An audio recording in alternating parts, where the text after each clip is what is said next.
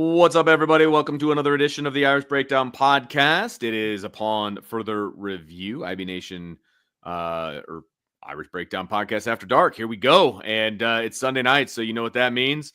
Means that Brian and I have spent the day in the film, checking things out, seeing where we were with everything. Did we see it right live? Are there some new things? You know, that kind of stuff. This is a huge game for Notre Dame, obviously. A big 49-14 win for the Irish. And frankly, it capped off quite a crazy day of college football. And it, kind of showed that none of these games are gimmies at this point. I think that's the biggest takeaway I have from this past Saturday is none of these are gimme games. And Notre Dame just continues to do what they do. They continue to dominate. They continue to put points on the board, and they continue to leave no doubt no matter what game they're playing.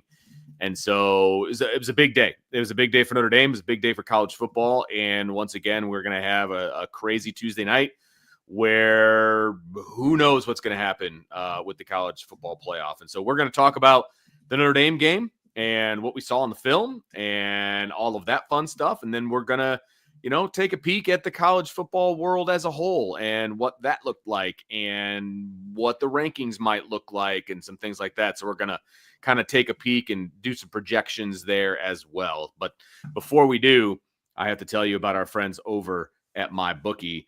And they've got some stuff going on for Thanksgiving because Thanksgiving isn't just about stuffing your face. It's also about stuffing your wallet. And MyBookie has a bunch of killer promos to help you do just that.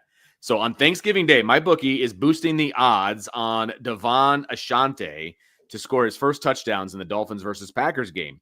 So if he scores first, you can cash in big. But if he doesn't, MyBookie's got your back with a full refund. And that's what I call a no-lose bet. So also starting Monday, so tomorrow, starting Monday, MyBookie's Telegram prize pool contest kicks off. The pool starts at $15,000 and grows by $5,000 for every 1,000 new subscribers. All you have to do is join the Telegram channel by December 1st to lock in your share. If you're already subscribed, you're automatically in. The more subscribers, the bigger the winnings. So spread the word and let's make this jackpot massive. So here's the game plan. This Thanksgiving, load up your plate, grab your phone, and lock in your picks. MyBookie's giving you risk-free football action, a shot at a growing prize pool. And if you're new to the family, they'll double your deposit with promo code IRISH. So bet anything, anytime, anywhere with MyBookie. Just always remember to use the promo code IRISH. So, Brian, let's kick this thing off. Let's talk a little bit about what we saw, some of our key takeaways from the film and how it changed or didn't change our opinions from the post-game show from earlier this morning. We're going to kind of go through the keys, right? Or are we going to... Yes, that's not what you said just 10 minutes ago, but that's fine. I said we do keys. I'd try to get It's fine. It's fine. It's all good. Confused. So I'm maybe more confused than you are. So here we go. Let's talk some offensive keys, and we'll revisit these and talk about. I said we're going to have a talk at the beginning, and then you just kept talking. You nailed it all. So it's all good, man. It's all good. Whatever, man. Here we are talking about the Notre Dame game against Army and what they did to them. So let's jump into the keys here. So offensive keys, let's revisit these. So the first key is obviously a very important one. It's the first one that we always talk about, but it's always super important, and that is start fast. And I think they may have accomplished this one this week, Brian. Yeah, I'd say, kind of going through first drive of the game, they go right down the field, score a touchdown with ease. That was the wild thing about that drive, Vince. Like that looked easy. It's like 13-yard gain, 6-yard gain, 12-yard gain, 9-yard gain, 28-yard touchdown. It's like they had 2 second downs. One of those ended up being a touchdown. They never got to a third down. They had a 2nd and 6 and a 2nd and 1. And then your second drive, you get it the ball. Actually, what's funny is the second drive was actually a little harder because they got the ball to 7. And as we were going to find out the rest of the day, right? That was not a good. Who knew that all plays inside the 10 were going to be complicated for Notre Dame? Yeah. The closer to the goal line, the harder it got. They scored on that drive. Their next drive, they get all the way down to the 1, and they don't score, Vince, but like it's one of those things where, you know, my wife goes, "Why didn't they take the points?" And I was like, "You're inside the 5-yard line. You're at the, you know, you're at the 5-yard line on first down. You're playing Army. You know what I mean? Like, Punch it in. Yeah. try to punch it in. And if you don't get it, you got this great defense, and now they've got a long way to go. And that's exactly what happened. The defense forced a 3 and out, and then Notre Dame gets the ball at the 41-yard line, and they go in and punch it in on that next drive. And again, in very easy fashion, 21-yard gain, 6-yard gain, 14-yard gain. Jeremiah Love said, "Hey, let's make sure we don't get too close to the end zone because we may not be able to score." So he just takes it in from 14. Get the ball back again after Navy had scored. Actually, I'm trying to think that Navy scored before that, make it 14-7. Correct. For Notre Dame's long driver, they turned it over on down. So that makes it 21-7. They force another 3 and out on the Navy defense, and then Notre Dame goes down and scores again. And so you had 5 possessions or 6 possessions in the first half. You scored touchdowns on 4 of them. You turned it over on downs on another one at the 1-yard line. And the last one, you had 3 plays at the end of the half to get into field goal range. They did. And the offense got him in position to hit a 42-yarder, right? Yeah. Very makeable 42-yard kick. Moves it back 5 yards and he ends up making it. So, I mean, you never got stopped by Army from the standpoint of, you know, deep in your own territory. They stopped them, obviously, at the 4th and 1. But, you know, you came out and put the game away. And then, Vince, I mean, just to put a little bit of icing on the cake, they went out in the third quarter and ran a one play, and put the game away. And I was actually looking at this, Vince, which is kind of wild. Looking at this, I have the breakdown of the game, right? So I went through and did the play-by-play analysis for my breakdowns. And Notre Dame ran 32 plays in the first half. They ran 15 in the second half. 1 play in the fourth quarter. Yeah. 1 offensive play in the fourth quarter, and it went for a 58-yard touchdown. If you're not getting a plus for that fast start, then we just need to stop doing fast starts as a thing because we don't know how to evaluate it. So I'd say that's a plus. I mean, and needed it. It's the same as the Navy game, Bench. You needed it against a team like this. Absolutely.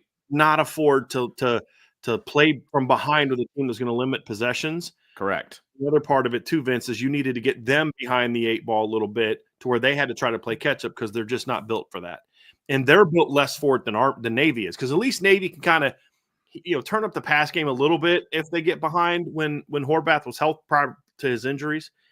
But when Army gets behind, it's lights out. Well, and you know, you mentioned kind of, you know, what offense they run and the way they want to do things and the way they want to control the game. I mean, if you'd have told me that Notre Dame was going to have 6 possessions in the first half, I'd have told you they're going to win this game. I mean, plain and simple. Like there are times when Army or Navy or any of the other service academies are playing the style that they want to play, you might get 6 possessions the entire game.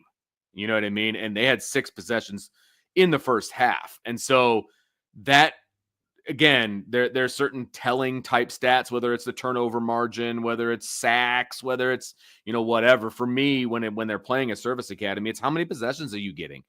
And since Notre Dame had 6 in the first half, that meant that they were limiting the productivity of Army, right? And that they were most likely scoring on their possessions. You know what I mean? And at the very least, they're limiting what Army's able to do. So, you know, that was huge to me. I mean, they capitalized on the possessions that they had clearly, which contributes to the fast start. But just the fact that they were able to have as many possessions as they were in the first half, the second half didn't even matter at that point. I mean, they had the 1 possession, 1 play, scores a 68-yard touchdown. And it's like, okay, you know, if you didn't think this game was over before, it's definitely over now. I promise you that after that run, a lot of the normies, like the people that aren't either casual Notre Dame fans that are, but kind of not really, and the people who weren't Notre Dame fans that were just kind of watching the game, I'd be willing to bet you a lot of money that if you could kind of look at like the graph of viewership throughout the game, that at that touchdown is like, oh yeah, because it's like it was over. Yeah, you know, so the normies, and it was, out. It was over. I mean, look, we can all talk about how it was probably over to begin with at that point, but then when you have a 1 play 68-yard 10-second drive to put you up the way that they were up, you know that it's probably over at that point, right? I mean, it just was. And so Army's really trying to get like 3 to 4 possessions a half. Yeah, So, absolutely. Notre Dame starts with the ball. If they could get to force a quick 3 and out, go on a nice long drive, all of a sudden it's 28-14, middle of the third quarter. And, maybe they've got a shot to get back in that game. But, well, and I think, we saw they talked about it multiple times about the drive that they had against North Texas that took like 13 minutes and it was like 1,000 plays. And, they just took the life from North Texas. You know what I mean? Like that's what they want to do. They want to possess the ball. They want to, keep their offense on because they know that they're going to be outgunned offensively versus the defense for the most part. Like, group of 5 is a different conversation, but against like a Notre Dame team, the best defense that you have is to keep Notre Dame on the sideline. They just weren't able to do that in this game. And so that allowed the offense then to have that fast start, which set the tone for the entire game. Yep. All right. Second offensive key was be active pre-snap. So I'm assuming that means moving around, getting your motions, tempo and movement. Yeah. Right. That's really what, and not necessarily the typical movement, just a little kind of lazy tight end, little zip motion that they would do. And the whole premise, Vince, was to get like, they're a very good sound, good size up front, disciplined defense. Yeah. And so when you are playing a team like that, what you want to, as Vince, because you've played teams like this. We've seen Notre Dame play teams like this. You want to get them to where they can't just line up and wait for you to snap the ball and know exactly where they're going to be. You got to do things to kind of mess with their eye discipline a little bit. And I thought Notre Dame did a pretty good job of it. I give it a check. Okay. And we saw sort of the normal tight end motions, but we saw some things where they would kind of send a tight end motion and then like Eli Raridan motions out from slot to slot and they drop back and throw the ball. There were times where they would actually motion Jaden Thomas. They ran not a decent amount. They ran some duo in this game. And so they would kind of get Jaden Thomas going in motion and then run that. And they would have the tight end kind of play side. So they'd mix up their runs a little bit. You saw a little zip action where they'd get some stack looks. And so I thought they did a pretty good job of moving things around. The tempo was good. It wasn't like, breakneck pace, which it didn't necessarily need to be. Right. And they did some things too that, there was a couple plays that were schemed up really well with the motion. So if you look at the touchdown pass to Jeremiah Love, they send a receiver on a really fast motion across. And so Army just kind of starts looking at it and step into it. And then boom, that's all the leverage you need to hit that slide screen backside. Because you just got to get that flat defender to just come down a little bit. And then you've got the angle to now beat him. And that's exactly what they did. So it wasn't like a super creative, like, remember like Stanford used to do, Vince, where they'd kind of like go tight ends over, shift that guy across, and come like on a jet this way. It wasn't anything like that. It didn't need to be. It just get them on their heels, get them to where they just can't line up and know exactly who's where, and and call it a wrap. I mean, you needed to get them guessing, get them thinking a little bit. Sure. And that also played a role in why Notre Dame was able to gash them, because they weren't able to just kind of line up and play downhill ball. And that fact, it was one of the many factors that went into why they absolutely gashed this defense. Yeah, no, absolutely correct. And that's exactly what you want to do against a good defense. Look, Army has a good defense, and we've discussed this multiple times. You paid any attention to the shows that were leading up to the game and everything else. Look, Army has a good defense. They only allowed like 85 yards rushing, per game on the season. And this is a very good defense. And so you've got to do some things to kind of get them uncomfortable, get them moving around, and so that they can't just pin their ears back and come after Notre Dame or, do certain things that you don't want them to do. You want to be able to set the tone. And I think the Notre Dame offense was able to do that, not only with scheme, but also with the way they executed as well. Here's another example, Vince. So if you go back and watch the touchdown run by Jeremiah Love that put the game away. So all game they had been sending Jaden Thomas in motion. And usually when they did that, they were running duo to Jaden. And so they line up in 12 personnel, and they basically have the two tight ends to the left. One guy's attached, the other guy's in a wing. And so Navy's obviously lined up in a certain way. They are cheating their linebackers to the tight end. So if you're looking at the all-22, you can see the one guy stacked right inside the linebacker, and then the will is stacked over the center. So, and then the safety splitting the difference between the tight end and the receiver. So then they send Jaden Thomas in motion, and the linebackers bump. They both bump inside, and the corner squeezes down. The safety squeezes down, and they're thinking run away. And so at the snap of the ball, the linebacker to the play side linebacker froze. He kind of didn't – I think he was kind of thinking something else was going to come at him, and it allowed Notre Dame to just get the exact perfect angles that they needed to get on that particular run, and they were able to seal it inside. So instead of running duo right, they ran inside zone left and busted it open. And so then instead of having a tight end come backside, they had Jaden Thomas secure the backside and protect the backside. So it was a wrinkle we hadn't seen a whole lot, and it was built off of how you had been using Jaden Thomas earlier. You kind of ran the opposite of that, and that's just a small example of it. It's nothing earth-shattering, but it's a really nice thing to kind of get them thinking, hey, I think we're going to see this. And Notre Dame had run a lot of that. So you're thinking, okay, coming out of the half, they're going to have made their adjustments. When 83 goes in motion, they're running to that side. And, they didn't do any other checks except bump their linebackers down. They didn't change their front. They didn't do anything like that. And then Notre Dame was able to get them sealed and take it to the house and put the game away. Yeah, and they absolutely did that for sure. So key number 3 is establish the ground game. And I was sorry. You laughing at my keys, Vince? No, I'm laughing at how well they executed that particular key. Yeah. Again, Army was only giving up like 80 some yards on the ground, right? And Notre Dame is a running football team. And so that was, it's one of those situations, right? Something's got to give. And immediately right off the bat, Notre Dame runs the ball for a big first down. It was like 13, 14 yards, something along those lines. And it was just too easy. Like it was like a trip up at the end. It wasn't even like a good tackle at the end. And I jokingly last night on the post-game show was like, yeah, at that point I knew it was over. Mm-hmm. But there's some kernel of truth to that. Okay. And I want to explain that because it was, look, a lot of teams are, especially when they are a run first team, and Notre Dame are going to run the ball to start the game, just to kind of get into a groove and kind of get the feel of the game. And they're on a new surface that they had never played on before, all these different things. So you kind of knew Notre Dame was going to run the ball on first down, right?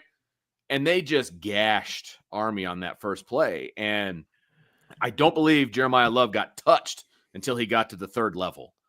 And so it was like, okay, I'm not saying every run is going to be like this, but if that's what happens on the first one, I feel good about what's coming. And that was the guy that kind of reached out and tripped him up from behind. Right. On that play. When you go back and watch the tight version of that play, Vince, that was such a tone-setting play by Billy Schrouth and Anthony Knapp. Yes. It really was, because Jeremiah cut right behind them. And it was a play where, they had a 5 technique on Anthony, and then you had a shade behind the center away. So you really only had that one guy to that side, and you had a stacked linebacker, and you had your tackle, your guard, and your 3 linebackers. So Billy power steps, Anthony power steps, that defensive end slants inside. Billy pops him, just stones him. And then Anthony comes down and then just wipes him out. So it was and then they just both drove them into the linebacker. So if you actually go back and watch that play, they drove the double team into the linebacker. So the linebacker had to jump back and go around their double team. They didn't have to get off the double team to block 2 guys. They just drove the defensive lineman, and then eventually his knees buckled and he just went down. And it was about as easy of a 13-yard gain as Jeremiah Love is going to have. I mean, it was a really good run by Jeremiah Love, but that is – and he said it after the game. He was just like, the offensive line was open and, it's big holes for me. Is not verbatim what he said, but that's basically what he was saying, talking about how well the offensive line played. And that was it the whole game, Vince. I mean, I'm looking at some of these plays, and you're just like, you're seeing the size of these holes that these running backs are running through. There's a play by – a run by Jadarian Price where it's just like, boy, it's been a while since he's had a hole that big, to run through. And it was a really impressive performance, Vince, to see them just bully Nate Army the way that they did. Because as we talked about, this is not an undersized Army football team. And the other thing too, I really felt like this is one of the better jobs Mike Denbrock has done in a while when it comes to opening up, like mixing up the run game. I'm actually going to take a picture of one of these lanes, these run lanes, Vince, because I want to pull it up in the show and kind of show an example of what I'm talking about. Big it was. Yes, just to kind of give you guys an example of what I'm talking about here. But it just was one of those things where, you establish the ground game early, to your point, and then, okay, you ran an inside zone. That's your bread and butter play. Great, it worked. But the other part of it is, I'm trying to get this right. Perfect. There we go. So I'm going to show these two plays to you guys, these two holes to you guys, and you'll see what I'm talking about. It's two of the runs from Jeremiah Love. But I love the mix-up in the game because obviously they came out early and started off with the inside zone, right? That's your bread and butter play. That's your baby. That's what you've kind of focused on all season. It's been your best play. And then they mixed in duo with it. And Vince, you and I have had this conversation for years. If you're going to run inside zone, you got to have duo. And if you're going to run duo, you got to have inside zone. That's kind of how I've always felt about it. And to watch them mix it up really well like that during the game, I was very happy to see. And then you also saw them mixing up outside zone. Usually we get like one or two calls of outside zone a game, and we got several in this game, and two of them were huge runs, including the touchdown run, the 14-yard touchdown run that Jeremiah had earlier in the first quarter. And then we saw counter. We hadn't seen counter in a while, Vince. It'd been a minute since we saw them run counter. They ran that a couple times in this game. We saw them run power near the goal line. So we did see a much better blend of runs than we have seen really from this team a lot, where it was like, the Navy game, it was basically almost exclusively duo. It was wild how much they just ran duo right down their throats. And this game, we saw a nice blend, and it was just it played into what I talked about earlier, Vince, which is this is a really good disciplined defense, and if you just kind of make life easy on them, they're gonna be able to have some success against you. And Notre Dame, they couldn't just tee off on Notre Dame. They couldn't just read what Notre Dame was doing. They couldn't just lock in and say, "Hey, look, we know where they're going to be. They're running inside zone. They're doing this. We're just going to key in on them and lock them down." Notre Dame kind of kept them guessing, and they were doing things where it looked like inside zone alignment, and they ran outside zone away. And I just thought had an excellent performance. I'm going to pull these screenshots up here, Vince, because you guys can see this. It's just it was fun to watch. This was I believe the 62-yard the touchdown run. Look at that hole. Like that's I think that's Anthony Knapp getting off to a linebacker. And that he's about to go left. That hole's about to be monstrous. Just a giant hole. It's inside zone. The only person between Jeremiah Love and the end zone is the referee. Yeah. Well, and the other thing, exactly.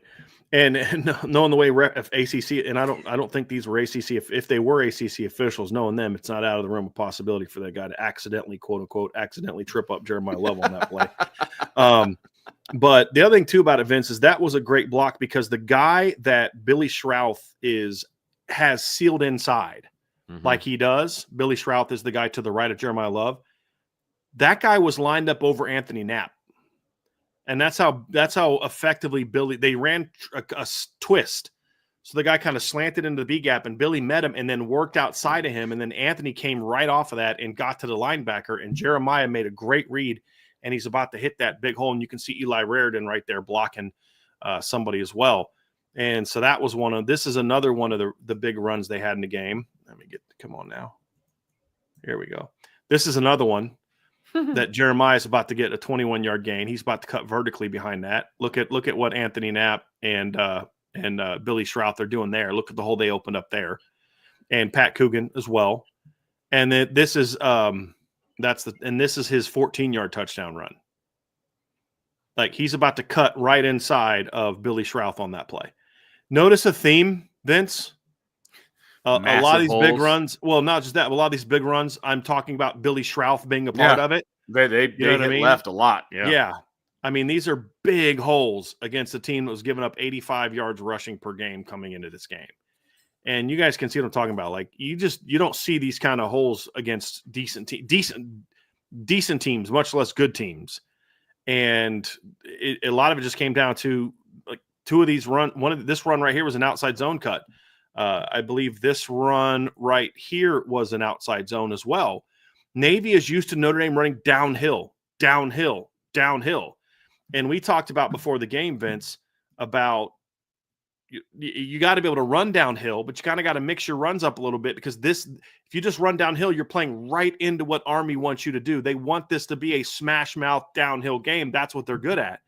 And Notre Dame did some of that, but what I liked about it is they ran their inside zone without the tight end split flow zone that they run so much, which I don't know, because that's more of a split. The thing about split flow zone is a lot of times that is a downhill. That is a B gap to B gap type of run.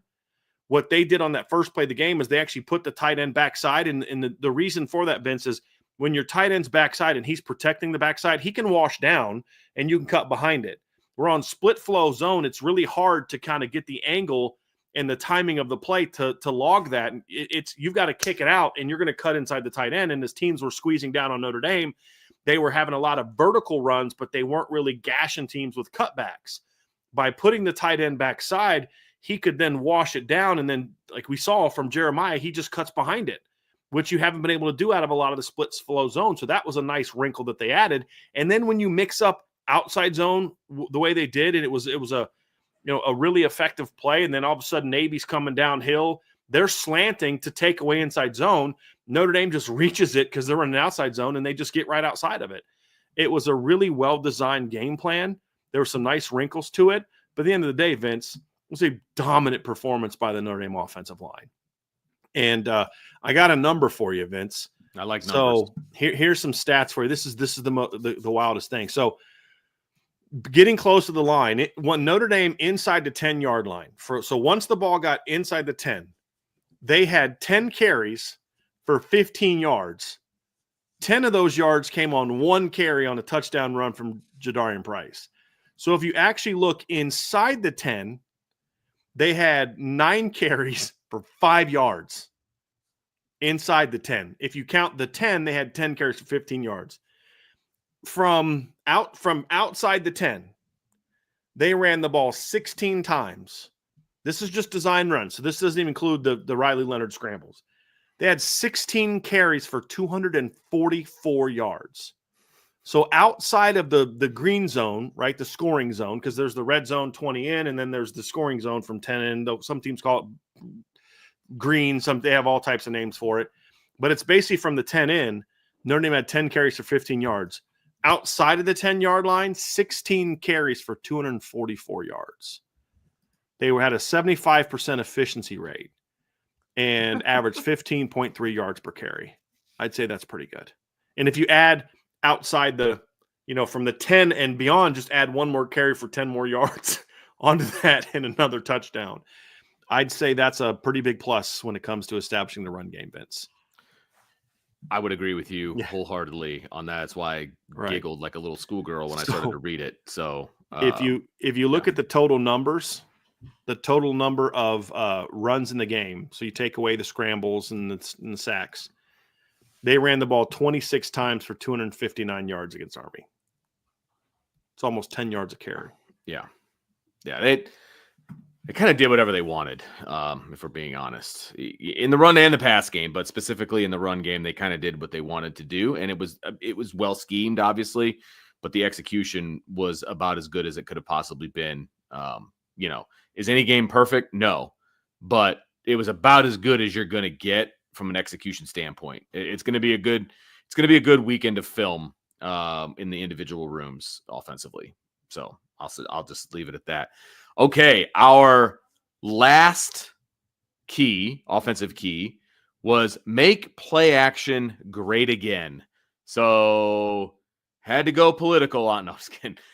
I'm just joking with you. I know you did. It just kind of hit me. I was like, okay, that's really funny. I know, right? I laugh. If you can't laugh at that, it works for me. If you can't laugh at that, then No, it definitely works for me. But when you've got the ground game going the way it does, play action just makes all the sense in the world.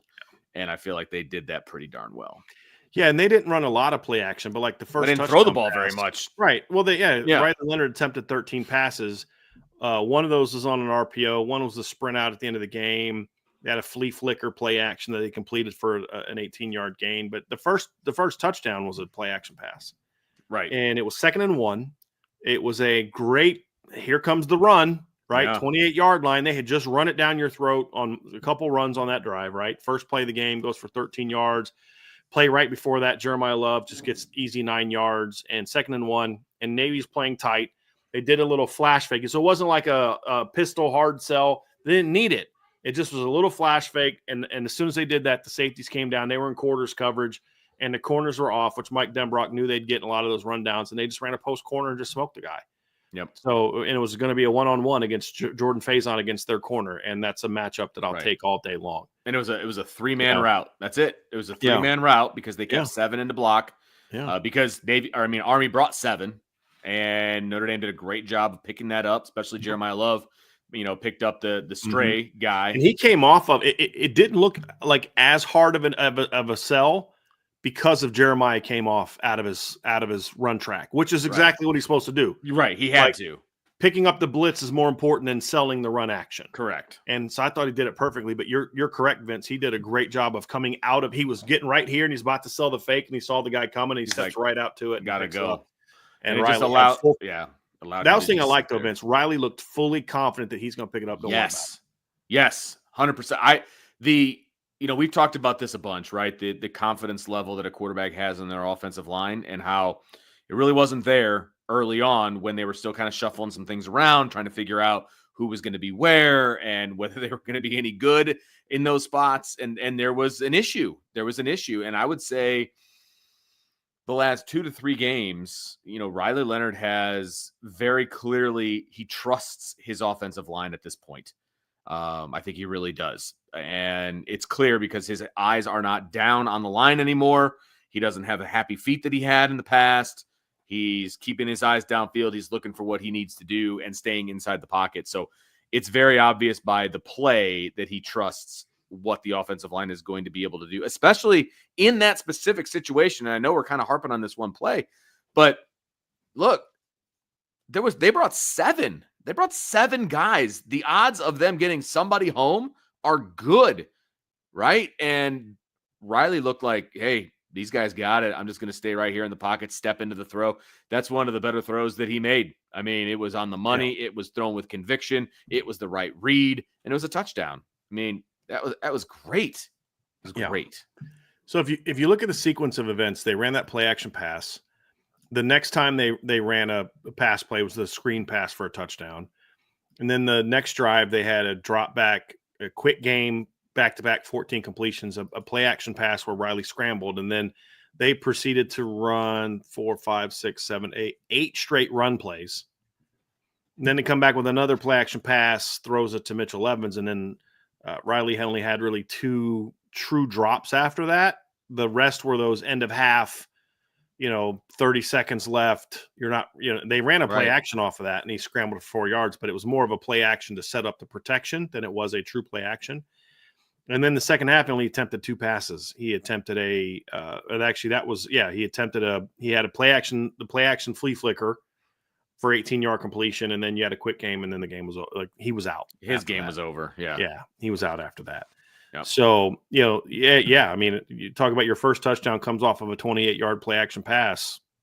Yeah, I'd say that. I mean, I give them a check. They didn't run it a lot, but they didn't need to because they ran so well on when they ran it. It was effective. I mean, right. But I think that played into the overall sense of, like those 2 run plays I showed you. I mean, there's no safeties to be seen. I think part of that is because Notre Dame was getting the ball outside and the safeties had to give some help outside as well. Yeah. And they had to protect the alleys a little bit, which factored into just a dominant performance. So that's going to do it for our offensive keys to the game revisited. Make sure you hit that like button, that subscribe button, that notification bell, share with your family and friends. And, of course, jump on the boards at irishbreakdown.com. There's going to be some breakdowns on there that Brian's been working on today, and he will continue, I would imagine, working on them tomorrow and get those all posted. And jump on the boards. That's where you're going to get it. Boards at irishbreakdown.com. Great discussion over there. Some great topics actually being thrown up there this weekend. Some really, really good stuff. So make sure you head over there. Again, it's money well spent. and you will not be disappointed.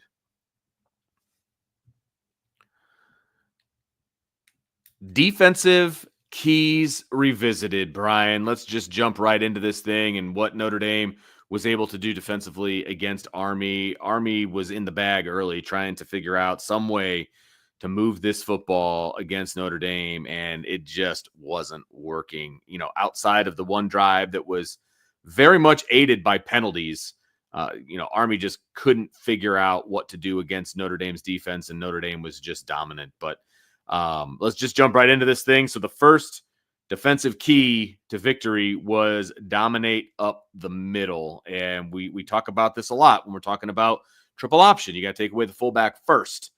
And the fullback was an absolute non-factor in this game. And honestly, so was Bryson Daly. Up the middle, yes, absolutely agreed. Period. I mean, I know he has like a lot of the yards, right? But I mean, how many of those came after they'd put the backups in the game? I mean, I'm looking at that last drive of the game, Vince, when they got that long touchdown run, and he's going against the backup defense at that point in time. Yep. He had 4, 6, 9 minus 6, so that'd be 3, 1, 3, 15. Oh no, that's Angel. I'm in the wrong quarter. Let's go to the fourth quarter here, Vince, and actually do this right. I was doing math in my head. Okay. Yeah. I'm trying to do this. I'm like, man, that was pretty more dominant than I remember it being. Okay, so here we go. So they had run. Here we go. So fourth quarter, you had Bryson Daly runs for 5. 6. He has a total of 6.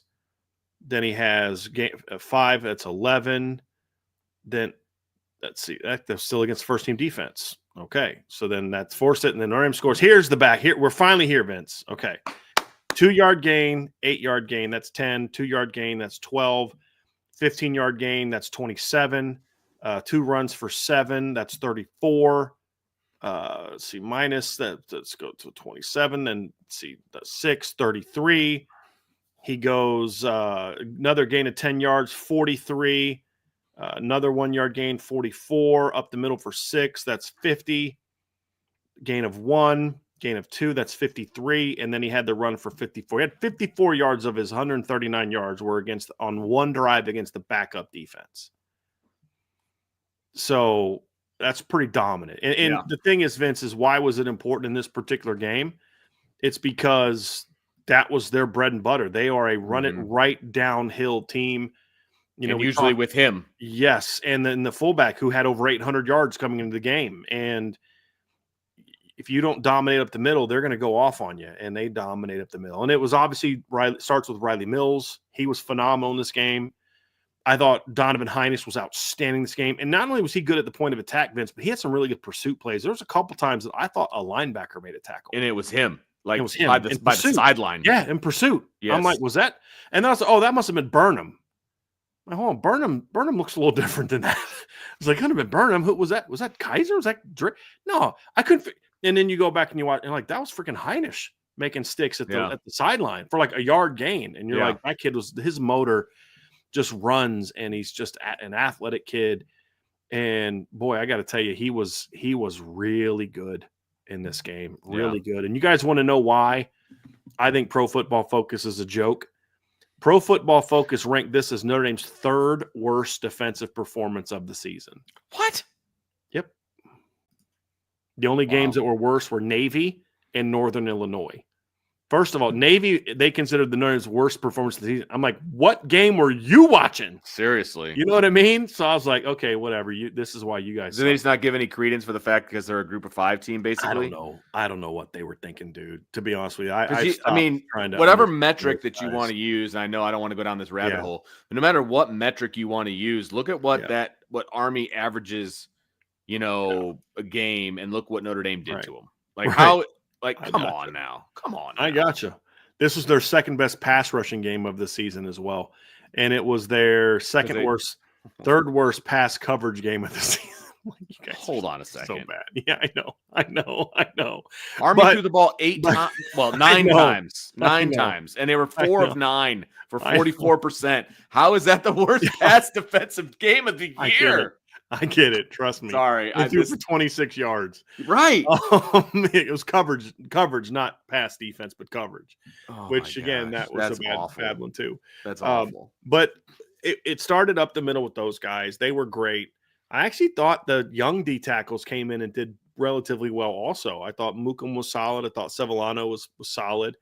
But it also involves the linebackers, and I thought Jack Kaiser had a good game against the run. Drake was awesome in this game, like even better when you rewatch it, Vince, because he was doing so much of the forcing the ball somewhere else. So he didn't have a lot of tackles on the ball because he was blown. Like the one pitch that Bryson Daly like almost threw into the ground. Yes. It's because he got drilled by You're Drake. right. Oh, he got drilled so many Like, times. I will give Daly some credit for the fact that he was able to get rid of the ball as quickly as he did. He's a tank. And taking the abuse that he took, because one of the things we talked about this week was, man, you got to make the hits on him count, right? Because he is their offense. They go as he goes, and you've got to make, like, we're not advocating like putting bounties or anything like that, but you look, when you arrive at the ball carrier, make it count, right? Yeah. And they did. He got hit a lot, and he got hit violently a lot. And he is a tank, but I also give him a ton of credit for recognizing that he was about to get smoked and getting rid of the football. Yeah. You know what I mean? Like, and they didn't really turn it over. Then, Vince, I even think Drake got on him faster than he thought he was going to get to him. I agree. I think he thought, okay, I got a quick pitch this, but then all of a sudden Drake's drilling him. First play of the game, I thought Drake and Jaden Osbury set the tone for how this game was going to go the first play of the game. Yeah. And Drake comes in and just blows the fullback up and then gets right in his face and is like, I don't know what he said to him, but in my head, it was kind of like, this is going to be a long day for you. I'm going to be here all day. This is going to be a real long day for you. You're not doing jack today. And then Jaden just coming down and making a play on a quarterback. I think he came from the backside. It was ridiculous. But they just set the tone on the first play. It just was like, guys, this is not going to be a good day for you. Mm-hmm. And the play he made on the where he almost got a safety, he was coming, Vince, he stunted backside. He came from the back. It wasn't like he shot through the A gap and peeled. He came backside and made that play. I just thought he was so physical at the point of attack. His pursuit was really good. Jaden Osbury was just dynamic in this game. There was a play where he was lined up at corner and covered a dude because I think it was they'd put a running back outside. And so he went outside and was covering a guy. And then the corner was actually on the line of scrimmage, which they did a few times. And it just I was like, is that Jordan Clark?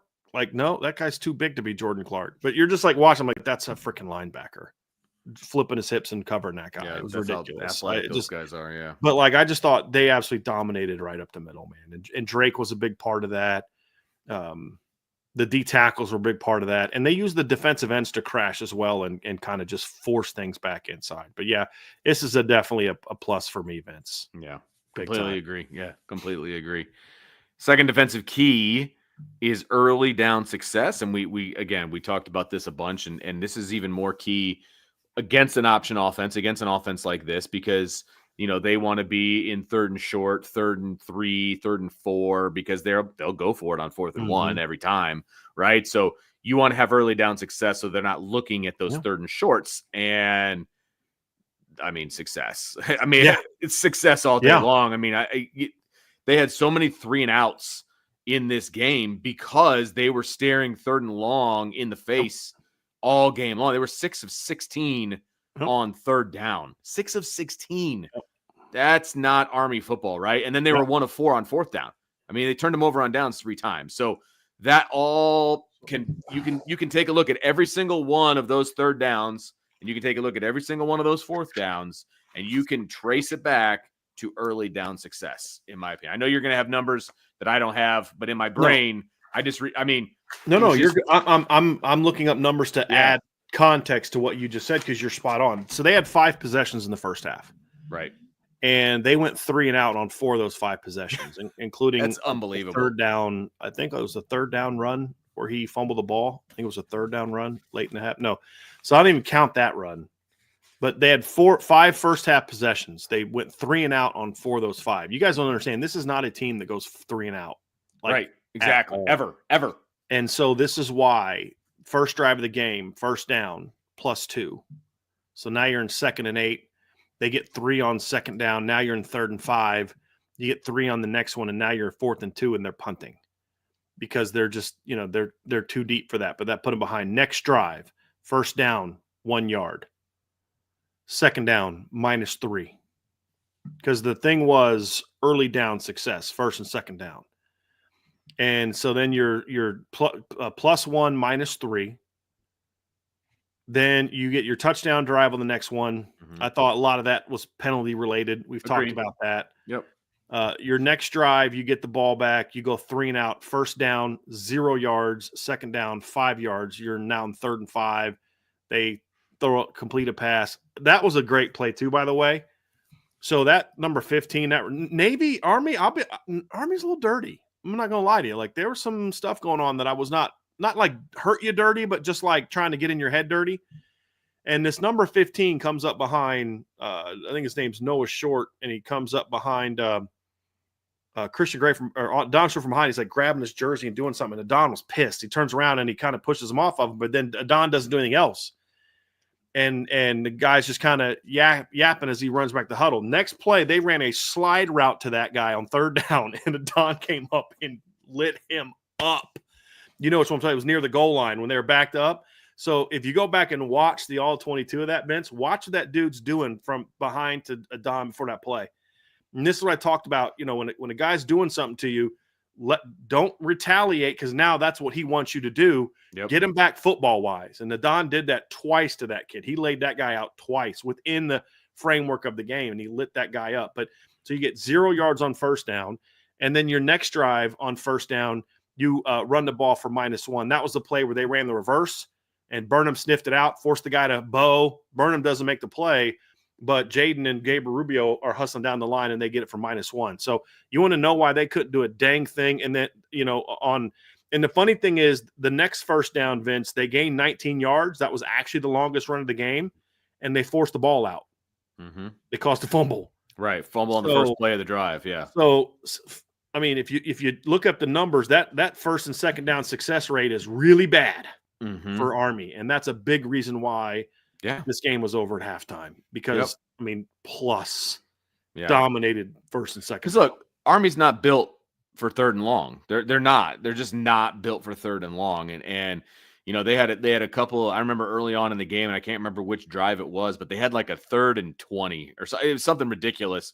They just handed it off to the fullback. It was like, it's almost like they're waving the white flag at that point. You know what I mean? Because they're not going to gain 20 yards with the fullback. And they were at a loss. They were at a loss because of the 1st and 2nd down success that Notre Dame had. And they're constantly in 3rd and long. And look, they're looking at their playbook. They're like, we got nothing. I mean, and that's when, they start going into their shotgun and stuff. And like, that's not who Army is. That's not who they want to be. They had to go empty to try to get some. They had a couple plays here and there, but Notre Dame made real quick adjustments. And then, that's just not who they are. Right. I mean, that's not who they are. When Army's guys are emptying the backfield, like literally emptying the backfield, you're like, yeah, they're in trouble. Yeah, exactly. Because they'll do that every now and then, but like they were doing it a lot because they're like, we got to find a way to get them out of the box because these linebackers are killing us. Correct.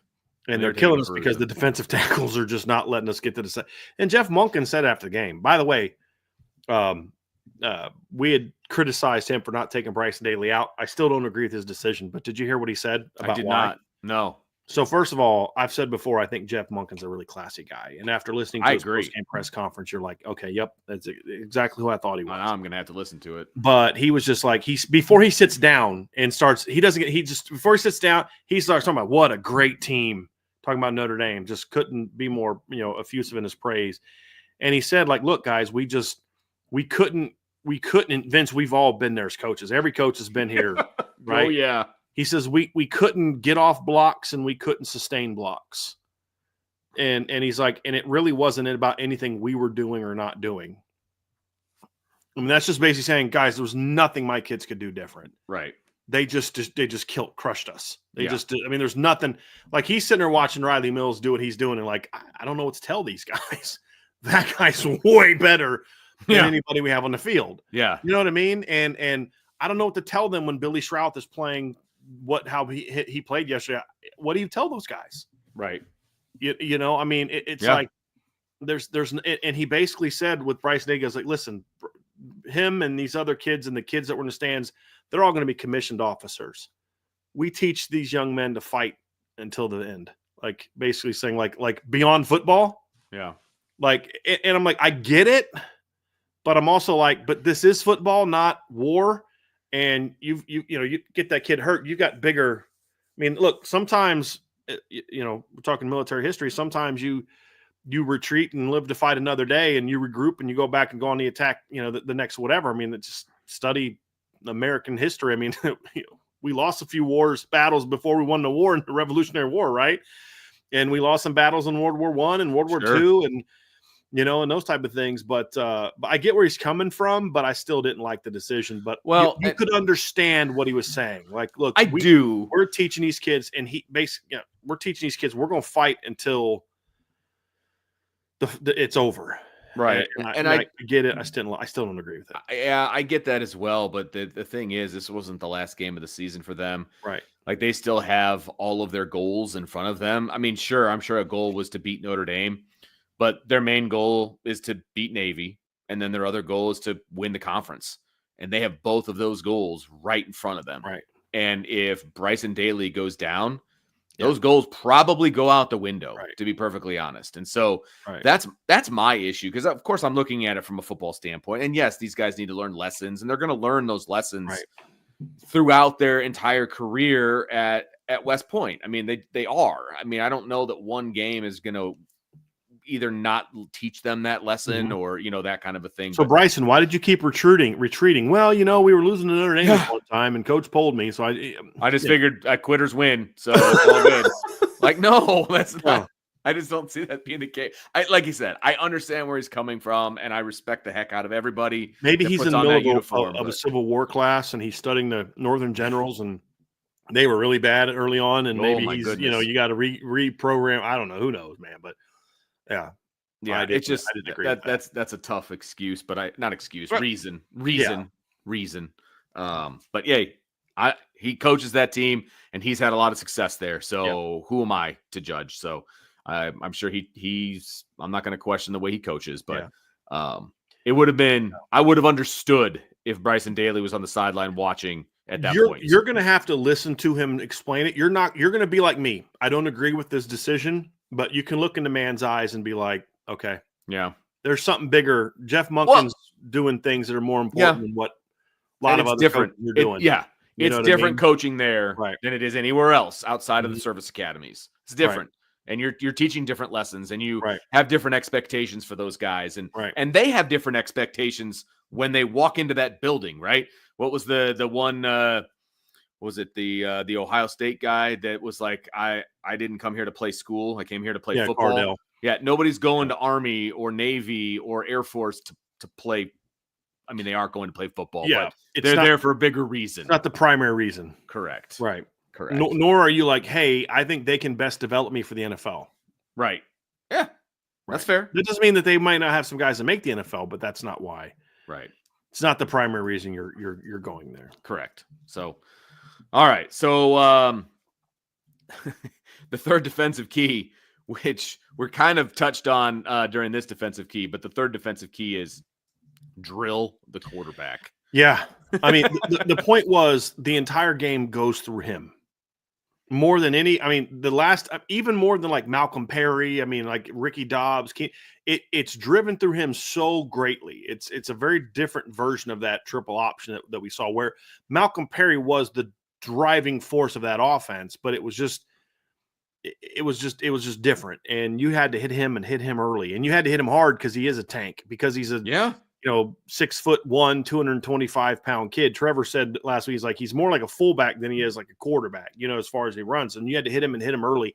Because my thing is, if you let this kid get downhill on you, he's going to make plays.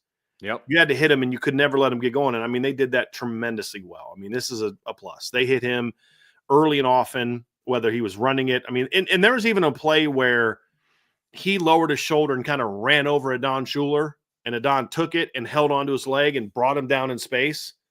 And you're just like, that kid's not used to that. That's you kids used to hitting people, and then they go down and they kind of land and kind of, bounce, and he's running past them for a big play. He's not used to, getting low on a guy, putting a guy on the ground, and then the guy's just won't let go and brings him down. Right. He's not used to the closing speed. There was a couple times you could see him trying to get outside, and he thinks he's going to get the corner. And he's like, holy crap. Like, okay, I got to try to cut. And then he cuts, and it's just swarmed him. And there was a lot of Army ball carriers that experienced that. Yeah. That I guarantee you that was a conversation on the bus ride home. Did you see how fast they got on us? You know what I mean? And I mentioned it in the post game because as watching it as a fan, and you're watching it from like the blimp view, right? And you're watching this thing happen, and you see a guy head for the outside. You're like, oh, Notre Dame might be out leveraged here. They might get the corner, and then all of a sudden it's like, I mean, just 2 to 3 defenders just coming downhill and meeting those ball carriers at the line of scrimmage, and it's either a loss, a no gain, or like a 1 yard gain, and that happened more often than not. Yeah, that's the thing. And to your point, happened to Bryson Daly an awful lot. And it was a lot of, when you talk about drilling the quarterback, it was not a lot of solo tackles. Right. It was a lot of gang tackles. And he was taking hits from multiple angles at the same time. That kid's going to live in an ice bath today. I mean, I just don't see how it's possible that he's not, to be honest with you. And he got up. He popped up after every single one, to his credit. Yeah. But, man, he ran that ball 30. I mean, he had blood coming down from his nose. Oh, my God. That kid was bleeding all. I mean, he just, DK actually represented what he said very well. He said they have all the cadets in the stands, and they had thousands at home on TV, and you never walk away from a battle till it's over. And a lot of us use military terms or stories or whatever for football because I think there's a lot of care, but these kids literally are preparing to go fight in a battle. I mean, so again, when you listen to them say it, Ben, you're gonna be like, dude, I totally understand that. I totally respect that. I still disagree. Right. You know? Yeah, no, I get that. I totally get that. And look, he's, like I said, he's building men to go off on do different things. Way different things. You know what I mean? Way different things. And he's all part of that education for those guys. Like the coaches over at West Point and all the service academies, they're teaching more than sport. And I have no problem with that whatsoever. And I think that's that's freaking awesome. So, all right. Let's see. The final defensive key to victory. The final defensive key to victory. I'll get it out eventually. Was be disciplined.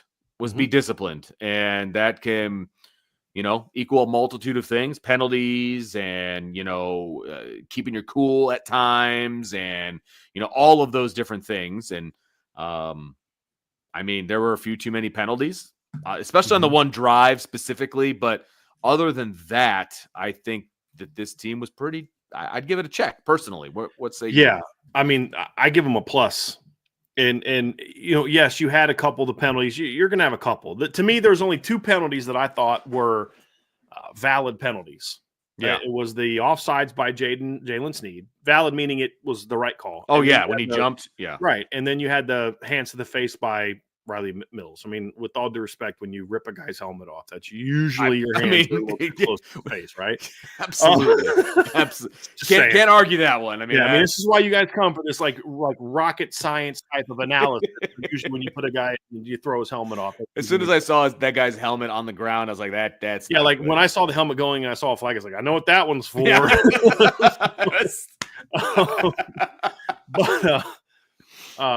But just overall, the discipline was so good in this game. It's just from little things like Christian Gray on the play early in the game, first play, the second drive where he blows it up. But it wasn't just that he beat the guy. That was a great play, but he beat him outside. You can't get beat. You cannot go inside on that play. It actually might have been a little easier for Christian to go inside on that particular play, but you can't. You got to win outside because you are the leverage guy. You're the support guy. You got to force everything back inside. Ideally, you force inside and make the tackle, and he did that. You talk about just great open field tackling. You talk about, Marcus Freeman talked about this after the game, and he said none of the mistakes were from bad run fits, or actually Jeff Monken said this about his team. on defense, and he talked about how his defense, the issues he was having on his defense weren't like bad run fits, and it was just they were dominant. And when you look at the Notre Dame defense, it's like, dude, there was never that. Like, Vince, you and I have talked. How many times have we done post game shows for these triple option teams, or been in the press box together for what? Then there's always like 2-3 times a game where they're going to give up a fullback trap or a fullback dive, and it just kind of goes for 15 or 20, and it's just going to happen because you had some sort of misfit. It just happens. It's part of. You can't avoid that. I used to always think you can't avoid that when playing an option team. Well, they dominated the fullback in both games. Yeah, against Navy and Army. Yeah, and that requires dominance from a physical standpoint, Vince, but it also requires dominance from an execution and assignment correctness standpoint. And that's where, I mean, this is a plus. I mean, your cornerbacks were in the right place. Even as simple as like they would run a play action pass trying to catch Notre Dame, and both guys are double covered. The kind of route recognition, like it's hard to do route recognition against a team like this because a lot of it's built off of the crack looks and the offense. And you get lulled. You kind of get lulled to sleep as a defender, just defending the run, coming downhill, watching the backfield action, that kind of stuff. And then they slip somebody behind you, and that's how they get a big play. I've seen it a billion times at the high school level. We've seen it at the college level. Never happened. I mean, they ran a play like, the reverse that Josh Burnham sniffs out, and then Jaden Alsbury, I think was it Alsbury that makes the tackle, and it was Alsbury and Rubio. You talk about the quarterback counter plays. There was one where Kingston was still in the game, I believe, and he just stays backside and just goes and rips it up. And I remember, Kingston having that really bad misread against Louisville that resulted in the read zone where the quarterback pulls it and runs it for a bunch of yards. And you see that from this game before he got hurt. And then he got hurt, and then he came out. But like Jaden Alsbury, Jalen Sneed. Right. Jalen Sneed's always what? I'm sorry, I didn't mean to cut you out. Junior Tuihalamaka, when he went with the quarterback, when they were trying to do the throwback to the quarterback down the sideline. I mean, that's a defensive end running with the quarterback. Like, and he just stood there. They ran a quarterback, and wasn't it off a toss? And then the quarterback wheels out, and they're going to throw it back to the quarterback. And to your point, the defensive end sees it, reads it, and just runs with it. Right. I mean, it's like I had somebody say, like, why didn't you think Army did some of their trick stuff? And I was like, they did. It just didn't look like it because Notre Dame ate it up so much. Right.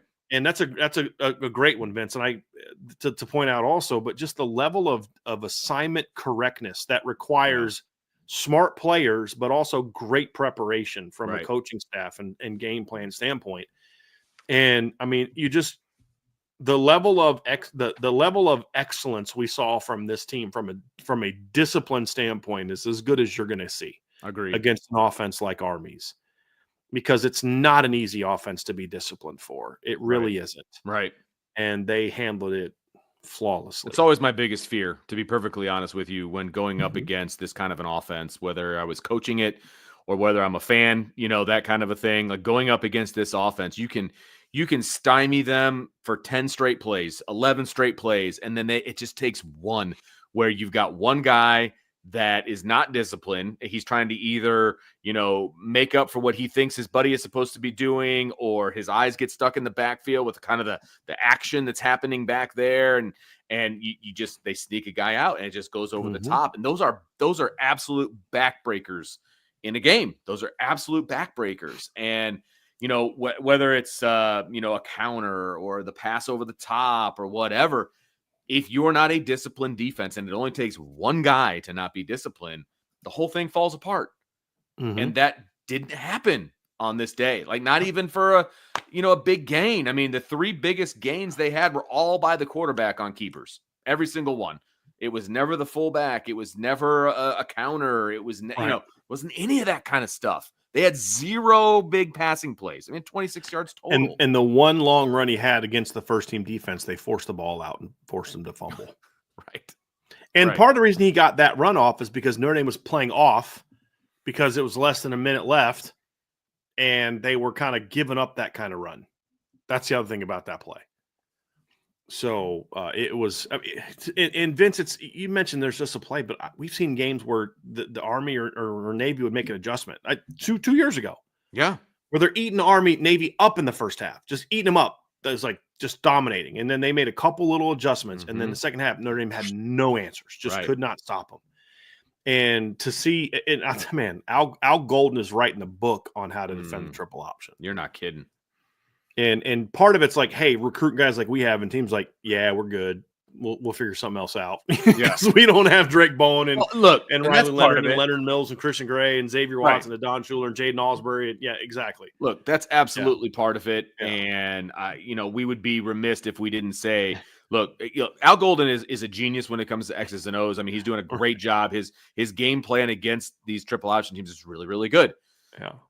But it also helps that you've got these guys running your game plan. Okay. Yep. I mean, it just does. Because like we said, in the post-game show, like these linebackers, he wasn't sending them on stunts. He wasn't doing anything exotic. They knew their keys. They knew what their responsibilities were, and they flew to the football. They flew to the football. Yep. So, absolutely. And by the way, Pro Football Focus had this as Riley Mills' worst game of the year. You're just trying to get me riled up. I am. They suck so bad. Like they had Leonard Moore as the third lowest graded guy on the defense. Like it just so much of this was just stupid. Wow, that was hilarious. Like, do they just look at stats? I don't think they know how. Well, they break down every play. Okay, I don't think they know how to grade an option team. They had this as Drake Bowen's fourth worst game of the year. Navy was his second worst game of the year. Yeah, it was hilarious. Looking at some of these numbers, and you're just like, you guys watched a different game than I did. Yeah, you definitely watched a different game than I did. They had this as Leonard Moore's worst game of the season. It was hilarious, absolutely hilarious. Okay, yeah. I thought you'd get a kick out of that, Vince. I was like, okay, I gotta share this one with Vince. Because you're being disciplined, but I don't know if the boys over at Pro Football Focus are being disciplined. I'll put it like this: only Jaden. Their best defensive grade would have been second best on Notre Dame's defense. Like, so the guy that graded out the highest for Army, he would have been the second highest graded Notre Dame player. Really? Yeah. Notre Dame did whatever they wanted against Army's defense. That's right. How could anybody be graded That's high right. for that? I mean, and Riley Mills by far his worst game of the season. That is mind-blowing. Yeah. I mean, I know that like Army and Notre Dame have similar colors. Maybe they got some guys confused at times. Maybe. Maybe. I don't know. Maybe. Yeah, I thought it was hilarious. Jeez, okay. Yeah. Any final thoughts, any final takeaways on the defense before we move on to the next section, Brian? Just dominance, dude. It really was. Yeah, just really dominance. It is amazing. The only takeaway I have is, and it might sound silly to be perfectly honest with you, but every time I've watched this defense play, something athletically or speed wise just jumps off the page or jumps off the screen, or when I'm in the press box, it's just like, oh my gosh, they're fast, and a lot of times it's those outside runs that teams keep attempting to do against Notre Dame to no avail. I'm not sure what film they're watching to think that that's going to be successful. Yeah, there's two different types of outside run plays. One that teams have had success on is the out leveraged quick pitch. Right. Like Florida State did this. Very smart. You can't outrun them, so you crack block and seal them inside, and then because Notre Dame plays man, that corner is going to squeeze down, and then you can get the corner. But these teams that run that stuff where it's like there's no perimeter blocking, it's just let's outrun them to the sideline. Yeah, it's not going to work. I mean, I could have forgiven A&M for trying to get away with that, but after the first couple games, you're like, yeah, that's not going to work. And I think at this point that this defense has played together long enough, and I don't know that any team is going to be able to get outside on them on a regular basis, right? There may be an anomaly play. You got to scheme your way into it in ways right. where you eliminate the speed aspect of it, and that's what Florida State did. Louisville did a nice job of that. Who was the team they played? Virginia had a couple plays like that last week where they basically just kind of crack down and seal inside. Again, knowing that Notre Dame's going to play man, that corner's going to squeeze down with the inside release, and you get outside. That's being smart because it's not a speed game now. Right. And you just would think more teams would figure that out. But no. But no. All right. Well, that is going to do it for our defensive keys to go ahead. Go. Okay. Defensive keys to victory revisited.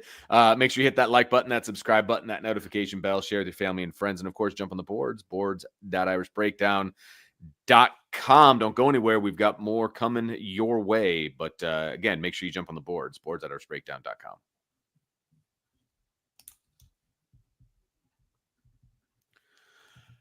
Our final segment of the day, Brian, go ahead. I wanted to do the super chats before.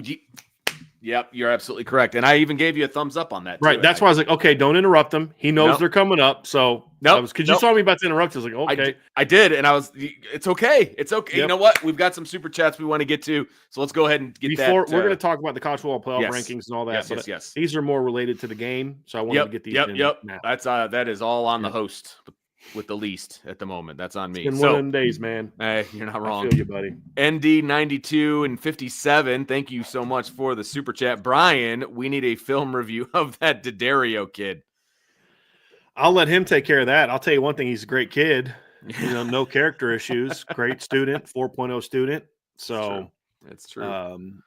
But go ahead, Vince. Yeah, no, look, I posted his senior film or his senior highlight film on the board today. So a lot of people, I think, got a chance to watch it. And he's like, Dad, why don't you go post that on the board? He goes, you talk about it. I said, all right, I'll put it up there. So got a lot of nice feedback on that. And I appreciate that, everybody. And I put this on one of the posts. Like, I can't stand dads that brag about their kid. And I realize I'm treading very closely to that at the present. And I don't treading closely. Okay, I'm all over it. Come on, buddy. It's okay. Own it. It is what it is, man. It's okay. I'll tell you what. I can't stand it when dads brag about their kid when they don't have it to back it up. My kid can back it up. How about that? That's how I feel about it. So, but anyway, I posted it on the board. So if you're a member of the board, you can watch his little 4-minute highlight video. And he had a great senior season, and he's getting some postseason accolades, which is awesome. And hopefully some more of those come. We just scheduled our first official visit. So I'm excited about that, and hopefully some more to come. We'll keep everybody posted. So he's got a quick leg. It's pretty accurate. It's a good punter. I think he's a better punter than he is a field goal kicker. He likes them both. I think that's going to change as he gets older, because I think as he gets a little stronger and gets older, I think he's going to get a little bit more pop. Yeah, because you can kind of see it now on field goal kicking, and I also think that. If he gets coached properly on field goal kicking, it'll help too, because I think he needs to follow through a little bit more on his kicks. I think that's why he loses a little bit of pop. He fights that release and kind of stops it once he hits it, as opposed to cleaning it through, which I can kind of understand based on how he was as a junior, because of how many of his kicks got blocked. Yeah, I think probably a little bit. You don't want to be like sitting on that back leg, unprotected. Yeah. But that would be my one. Film evaluation. No, I appreciate that. He's very how I generally describe him to people. He's a very technical kicker, because he's a math guy. He's in like Calc 2. He's a math guy, so like he's very technical about stuff. And so he is. So for punting, he is like very technical. He can pin people inside the 20. I think it was like 65% of his kicks were inside the 20 this year. Like, he's very good at that. He lacks the big like booming leg that D1 coaches drool over. But I can guarantee you, if you put a lie detector on these coaches, they'd much rather have a guy like Dylan who can put it inside the 20 and directionally kick and do all of those different things. So I'm going to share a personal story about Dylan. That's okay. Yeah. That tells you what kind of brain he has. So it's before COVID, right? He was about 11 or 12, right? I think. And Vince asked if, I think Dylan wanted to see if he could mow my lawn, and I'd pay him to mow my lawn. I said, sure, I hate mowing lawns. So eventually I asked Vince, I said, what is he getting the money for? Or I said, are you making him do this? He goes, no, I didn't make him do that. He wants to do this. And I said, well, what's he raising money for? And I believe he was trying to buy computer parts so he could build a computer from scratch, build his own computer. I was like, well, that's way up. Like, okay, so you're 11-year-old smarter than I am. Wonderful. So yeah, that's the kind of brain that Dylan has. This is true. This is true. Bronx ND fan, we have not seen you in a while. Welcome back. So yeah. Or welcome. He maybe just wasn't saying anything. Didn't think we were worthy of getting any super chats until now. So I can't say I blame him. Oh, anyway, thanks for the super chat. Appreciate you very much. Watching Junior flip his hips and turn into Ben Morrison was the highlight for me. It demonstrated the discipline this defense is playing with. Happy to see Junior ball out. Yeah. I mean, he's Junior and Rocco Spindler and Pat Coogan are the best representatives, of my opinion, of why this football team is as good as it is. like a guy like Leonard Moore, I look at him differently than these guys because Leonard Moore's a true freshman. Like he did the whole next man in. This is my chance. So and so's down. I'm going to step in, right? Eli stepping in when other guys were injured at tight end or whoever. This is different because like Junior was expecting to play a lot and didn't play at all. Rocco and Coogan were starters last year and got beat out. And so to have them kind of wait for their moment and be ready for their moment and injuries to happen in the middle of a game and then step in and play well speaks volumes about those young men. And Junior's a perfect example in this era of kids quitting in the middle of a season because they're not happy with their playing time, jumping into portal, becoming cancers in the locker room. He would have been the prime candidate for that. I mean, if that was who he was. Yeah, exactly. Yeah. He would have had he literally did not play a single defensive snap. This is a junior. Didn't play a single defensive snap the first 2 games of the year. Yeah. Rocco Spindler, based on what we are telling kids is okay in today's game, Pat Coogan, Rocco Spindler would have been perfect candidates for don't play and jump in a portal and don't risk injury at practice or whatever else, and you got screwed and be upset and blame everybody and coaches can do it, so why can't you type of bull crap. And I can promise you that Rocco Spindler and Pat Coogan were not happy about getting beat out. Not happy at all. And why would they be? Yeah. And I doubt that they think they should have been beat out. I'd be willing to bet you that too. But there's 1 of 2 ways you can go with that. I had something like that happen to me in my career where I got screwed over, I felt. But I could either piss and moan and become a cancer, or I can say I'm going to help this freshman out and do the best job I can to help him get ready. And then, of course, I'll tell you that story later, Vince. But, that's what we saw. We saw Rocco and Pat were both ready when their moment came. And they just gotten better and better and better every week. And, guys like that, Junior Tuihalamaka, and just the mindset he's had, hey, look, I haven't played a snap, but when you need me, right, I'm gonna be there. And he jumps into Purdue game and he plays well. And then, the Louisville game, Boubacar goes down, and all of a sudden it's like, all right, Junior, need you to be that dude. And he's been steady as a rock, dude. Steady as a rock. And that play was a perfect example. He could have been glory hunting for a big play at that point in time. But it was like, no, it's my job. I got a quarterback. And he did a great job with it, man. It just speaks volumes to the mindset and the discipline of this football team. They're bought in. They're completely bought in. Wade Garrett with a super chat. Thanks so much, Wade. Hey, guys, would you talk about Strout's game? I saw you mention him as an offensive player of the game behind Love. I mean, we talked about it a little bit last night, and I'll talk about it again now. I mentioned it earlier. I mean, he was just dominant, Wade. It was a few things that caused him to be dominant. Number one is the line. This was as clean of a game as the offensive line played, Vince, where for a big chunk of the year, just the twists and the stunts just killed this offensive line. Just they couldn't handle it. And they did a great job of that on Saturday. We talked about the first play of the game where the defensive end crashes inside. Billy just stones him. And then Knapp follows the guy down and drills him. And then they just drive the guy downhill and open up this huge cutback lane for the running back. He was physical at the point of attack.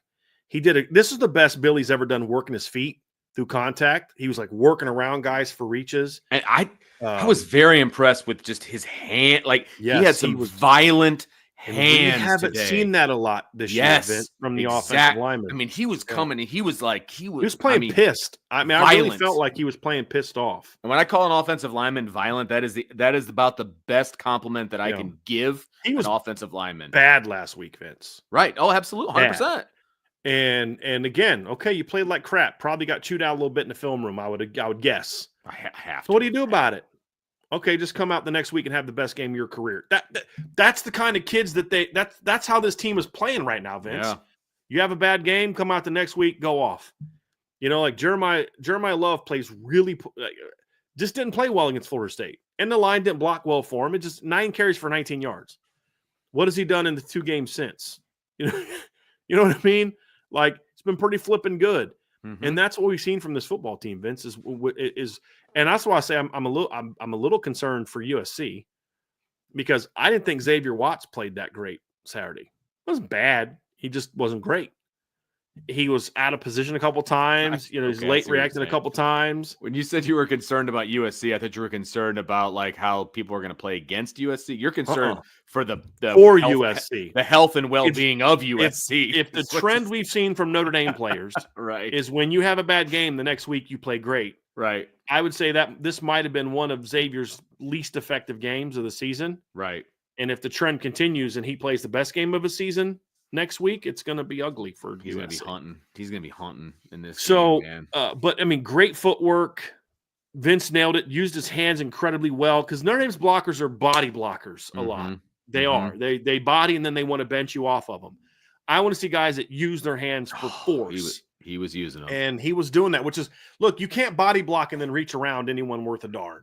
The only way you can reach is to strike and then work your feet around. That's really the only way you can. I mean, your body's going to hit because you're not that strong. You're just going to, but you got to get your hands out and then you can kind of push and get him around. And he did a great job of that. Just the timing with him and Knapp and him and Coogan on getting off double teams and getting to the next level was just exceptional. He anchored really well in pass pro. He just was, I mean, he was excellent, man. And as I pointed out at the beginning of the show, I showed those three big running lanes that Jeremiah Love was running through, and they were all right behind Billy. They cut either inside or outside. Every single one cut either inside or outside of Billy. So meaning A gap, B gap, which is where Billy was. They were cutting off of his block every single time. He was excellent. Absolutely excellent. Yeah, there was definitely a reason. Yes. Oh, yes. Oh, yes. So, he was really, really good. Really, really good in this game. Miles Whitaker, thank you so much for the super chat. Really appreciate these Sunday evening talks. Thank you. Looking forward to USC. Let's make the regular season 11-1. It's like the fireside chats. That's what we are. We'll bring history back into this thing. Just nestle up to your computer like the people used to do to the radio. We got good stuff coming. Yeah, thank you, Miles. Appreciate it. Much.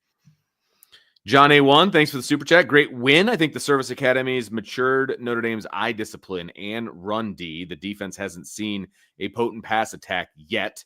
USC is perfect next game. I'm going to disagree on that. They're not potent. I mean, no. I mean, or are you saying they haven't seen it yet? Is that what you're going to saying the defense hasn't seen a potent pass attack yet? I disagree on that, man. I think they've absolutely seen that. That's what Louisville was. Yeah. Now they haven't played a lot of great pass defenses this year. I'm not going to pretend that they have, or pass offenses this year. I'm not going to pretend that they have, but Louisville's a very good pass offense. Certainly a potent pass offense. That's for sure. So I'm going to disagree a little bit with that. But I mean, I know that's what USC wants to do. I get that. I don't know if I would call them potent. Just the kid that they have there now definitely is not. Right. And I will also say this.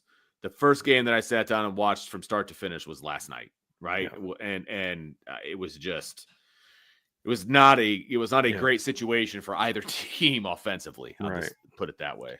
Well, I also want to point out that Louisville ranks 13th in the country in passing yards per game. They're tied with USC, but USC has attempted 62 more passes. Louisville averages 8.2 yards per attempt. USC's at 7.0. They average 6 more attempts per game. So I would absolutely say that USC is, or Louisville is certainly as potent, if not more potent, in the pass game than what USC is. So I would argue that Notre Dame has, in fact, seen that. And also, USC ranks 66 in the country in passing plays of 30 yards or more. Louisville ranks 21st. So I do think they've seen an offense. Now, it's been a while since they've seen that. It's been a while. It's going to be almost 2 months since they've played that kind of pass offense. But I do think they've seen that a little bit. Gumbo and Bodane, thank you very much for the super chat. Appreciate it. I wish Price was getting more love. No pun intended. I think we will miss him as much as Love. 2 best running backs in the country. Well, I mean, they're both coming back next year, so I don't want to think about missing them. Yeah, Jeremiah's a junior and Jadarian's a sophomore. He can't leave even if he wanted to go pro. He can't leave. I thought it was the other way around for some reason. I thought Jadarian was a year older. He is. So Jadarian's a junior and Jeremiah's a sophomore. Oh, well, he could leave. Yeah. But, I mean, he's not going to. Okay. Well, Good. that's the plan right now. I mean, I've talked to sources in the last couple of weeks. Good. Great. No plans of him. I think we've projected it's like whenever, a kid Notre Dame loses a game, all these kids are going to decommit. Like we're projecting onto Jadarian emotions and feelings that we would have, or because he's not getting as many carries as you think. But, look, you don't know how he feels about it. I've been told he's fine. He's good. Great. I mean, does he want the ball more? Of course he wants the ball more. But, I mean, in this past game, he had, one fewer carry than Jeremiah did, I think, right? Didn't he have 6 and Jeremiah had 7? I mean, neither one of these kids are racking up. Actually, Jadarian led the team in carries this past week. He had 10. Now, 3 or 4 of those came with the backups. But, no, I mean, look, he's got 44 fewer carries than Jadarian on the season. He's averaging 4 fewer carries per game. He's good. He's got 540 yards. He's good. What? They're both averaging over 7 yards a carry now, by the way. Right. I thought was that he might leave for the NFL because he's really maybe. Good. You know what maybe. I mean? Like that's the only. I don't think he's like people are like, oh, he's going to transfer. He's not getting enough touches. I responded to somebody about that. I was like, look, he's not going anywhere as far as transfer. Like, I don't see that happening. The only reason he would leave would be maybe to test the NFL water. Like that's the only thing I could even think of. And that's without talking to anybody or knowing anything. It's just from this kid's really good. You pop on his highlight film. And I think that there's plenty of NFL teams that be like, oh, we could do something with that. I think he'd probably maybe need a little bit more work, but no, he's fair enough. Yeah, he's there. But I mean, I don't necessarily disagree with the other premise of what he said, that they're the 2 best running backs in the country. Oh, I think as a duo. Now, look, Ashton Genty's the best running back in the country. I love Jeremiah Love. Love Jadarian Price. Love Aeneas. Love Keedron Young. Genty's the best running back in the country. But if you're talking about which duo would you want on your football team, there you go. That's it right there. And that's not to say there aren't other good duos. There are. Ohio State's got a really good duo. I've said that I think that Junkins is a little overrated. Still a good running back. Trayvon Henderson's averaging 7.5 yards a carry. Quinshawn's averaging 5.6. The Notre Dame kids are averaging both over 7. So I mean they're a very dynamic duo. The 2 kids for Ohio State, if you look at what they've done so far this season, they're averaging 700, or they've rushed for 1,489 yards this year. The Notre Dame duo this season has rushed for 1,390. The Notre Dame kids are averaging more yards per carry. The Ohio State kids have 14 rushing touchdowns. The Notre Dame kids have 20 rushing touchdowns. They're both dynamic, but I'm not trading the Notre Dame kids for anybody. And the big thing is they're both home run hitters. That's the other thing for me, is they both can play physical football, but they're both like just absolute thumpers. That's the big thing for me. So yeah, I'm not trading them for anybody. And right now, by the way, Notre Dame is the number 3 team in the country in yards per carry, behind New Mexico and Boise State. They're at 6.26 yards per carry. The next closest Power 5 team is Kansas State at 5.95. So that run game's pretty good. Yeah. Yeah, run game's pretty good. Agreed. Yeah. So I dig it. Got another super sticker from Gumbo and Bodan. And I'm not sure what he wanted to say to that one. But thank you for that. I appreciate that very much. And here's the last one, Vince. D-Troll Hunter, thanks for the super chat. You just wanted me to say this. USC is going to get a spanky. Yeah. I think you're probably right based on the way Notre Dame's playing. I'm not sure. They got to keep rolling, right? Like, look, absolutely. Here's the deal. If Notre Dame plays their game, they play their B to B plus game, they're going to win by 10 to 14 points. If they play their A game, they'll beat USC by over 20 points. But a couple things on that. If you're just someone who looks at USC's record, you're going to think, oh, they're going to smash USC. And I've look and I know that D-Troll Hunter was watching them play last night. He and I were texting while the game was going on, and I get it. But the reality is twofold. Number one, there's a reason this team is with 5 losses has not lost a single game by more than a touchdown. And, this is a team that's lost games this is a team that in 11 games, Vince, this is a wild stat. USC has led in the fourth quarter of every game they've played this year. Every single one. They lost to Michigan by 3 on a play where Michigan scored with less than 10 seconds left in the game to win it. They lost to Minnesota in a game where Minnesota scored the game-winning touchdown with, less than a minute left, or less than 2 minutes left. Penn State beat them by a field goal in overtime. Maryland beat them by a point, and they scored in the last, I think, less than a minute left in the game. And then they lost to Washington. Washington was the one game where they were kind of down the whole time or at least a good chunk of it, but they were still within striking distance in the fourth quarter. Got stopped in the second half in a 4th and goal situation. This is not a team that people are whipping. Yes, they're 6-5, but again, the margin of defeat they've had is 3, 7, 3, 1, and 5. Expect a dogfight in this game. Expect a battle in this game. There's no question about it. And the other thing too is the last time that Notre Dame beat USC by double digits in LA in the Coliseum was 2000. Wow. Because remember, they beat them by 9 in 2012, and they beat them by 7 in 2018.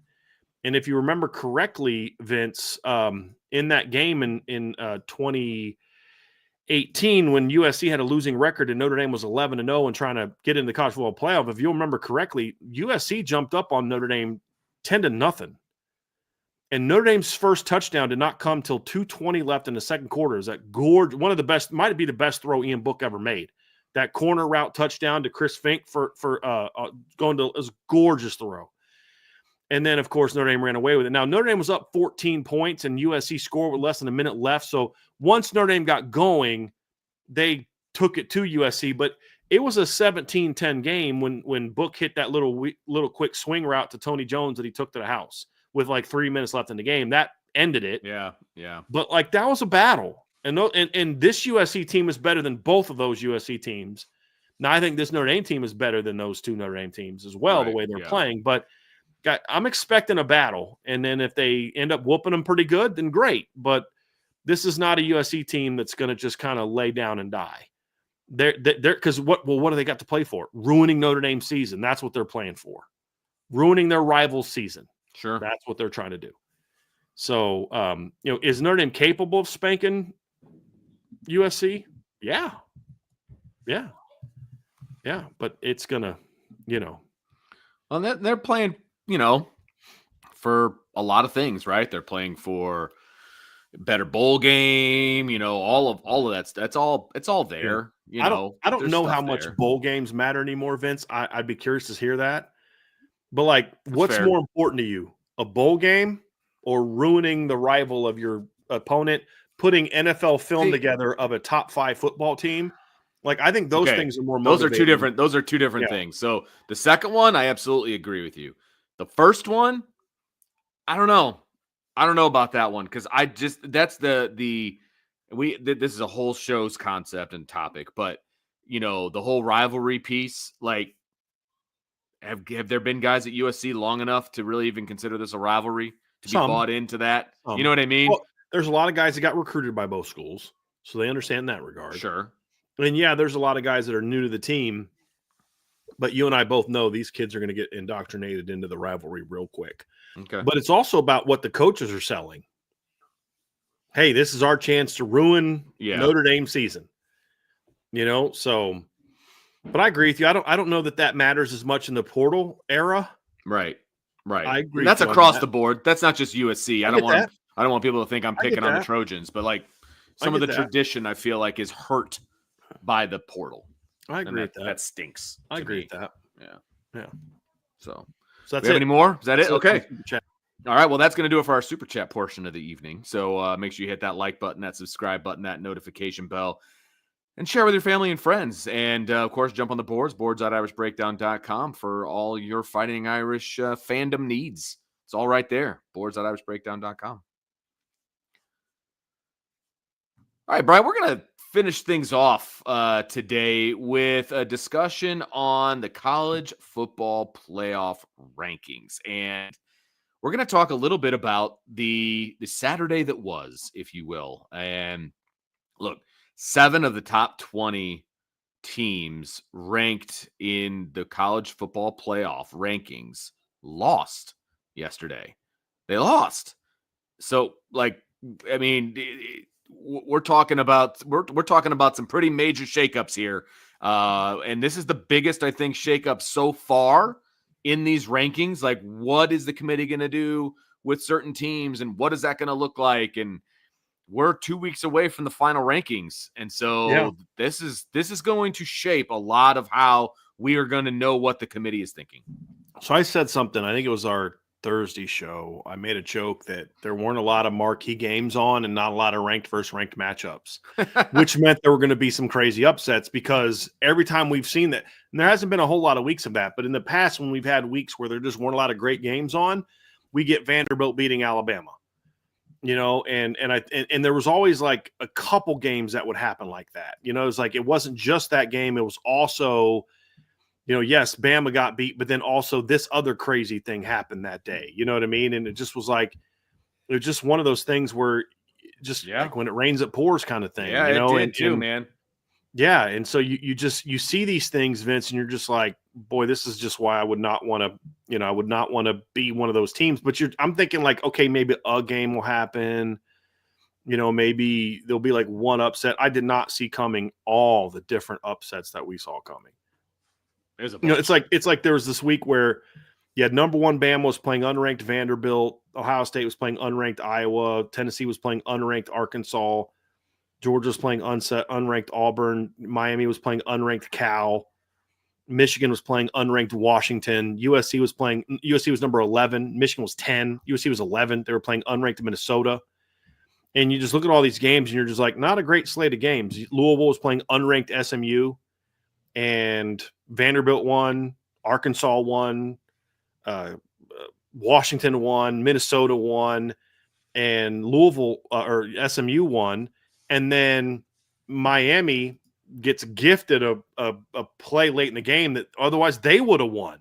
We've seen these kind of crazy weekends, but even with knowing that, I did not see coming what happened this weekend. I did not see Ole Miss losing to Florida and Alabama. Like the Ole Miss losing to Florida, we actually mentioned that game in the Thursday preview because I was like, I really want to see how this is going to go, with the way Florida's playing. And does Ole Miss kind of do their Ole Miss thing of just decide we're not going to show up this week?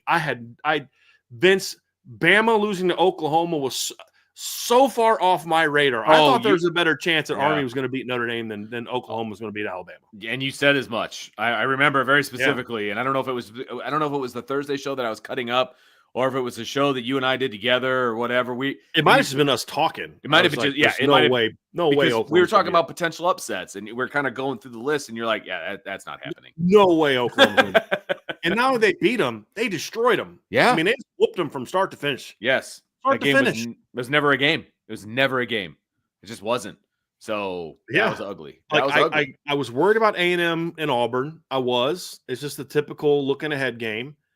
But man, I did not see all of them happening. That was the wild thing, Vince. It's like, could I have seen Minnesota giving Penn State a game? Yes. Could I have seen, Florida beating Ole Miss?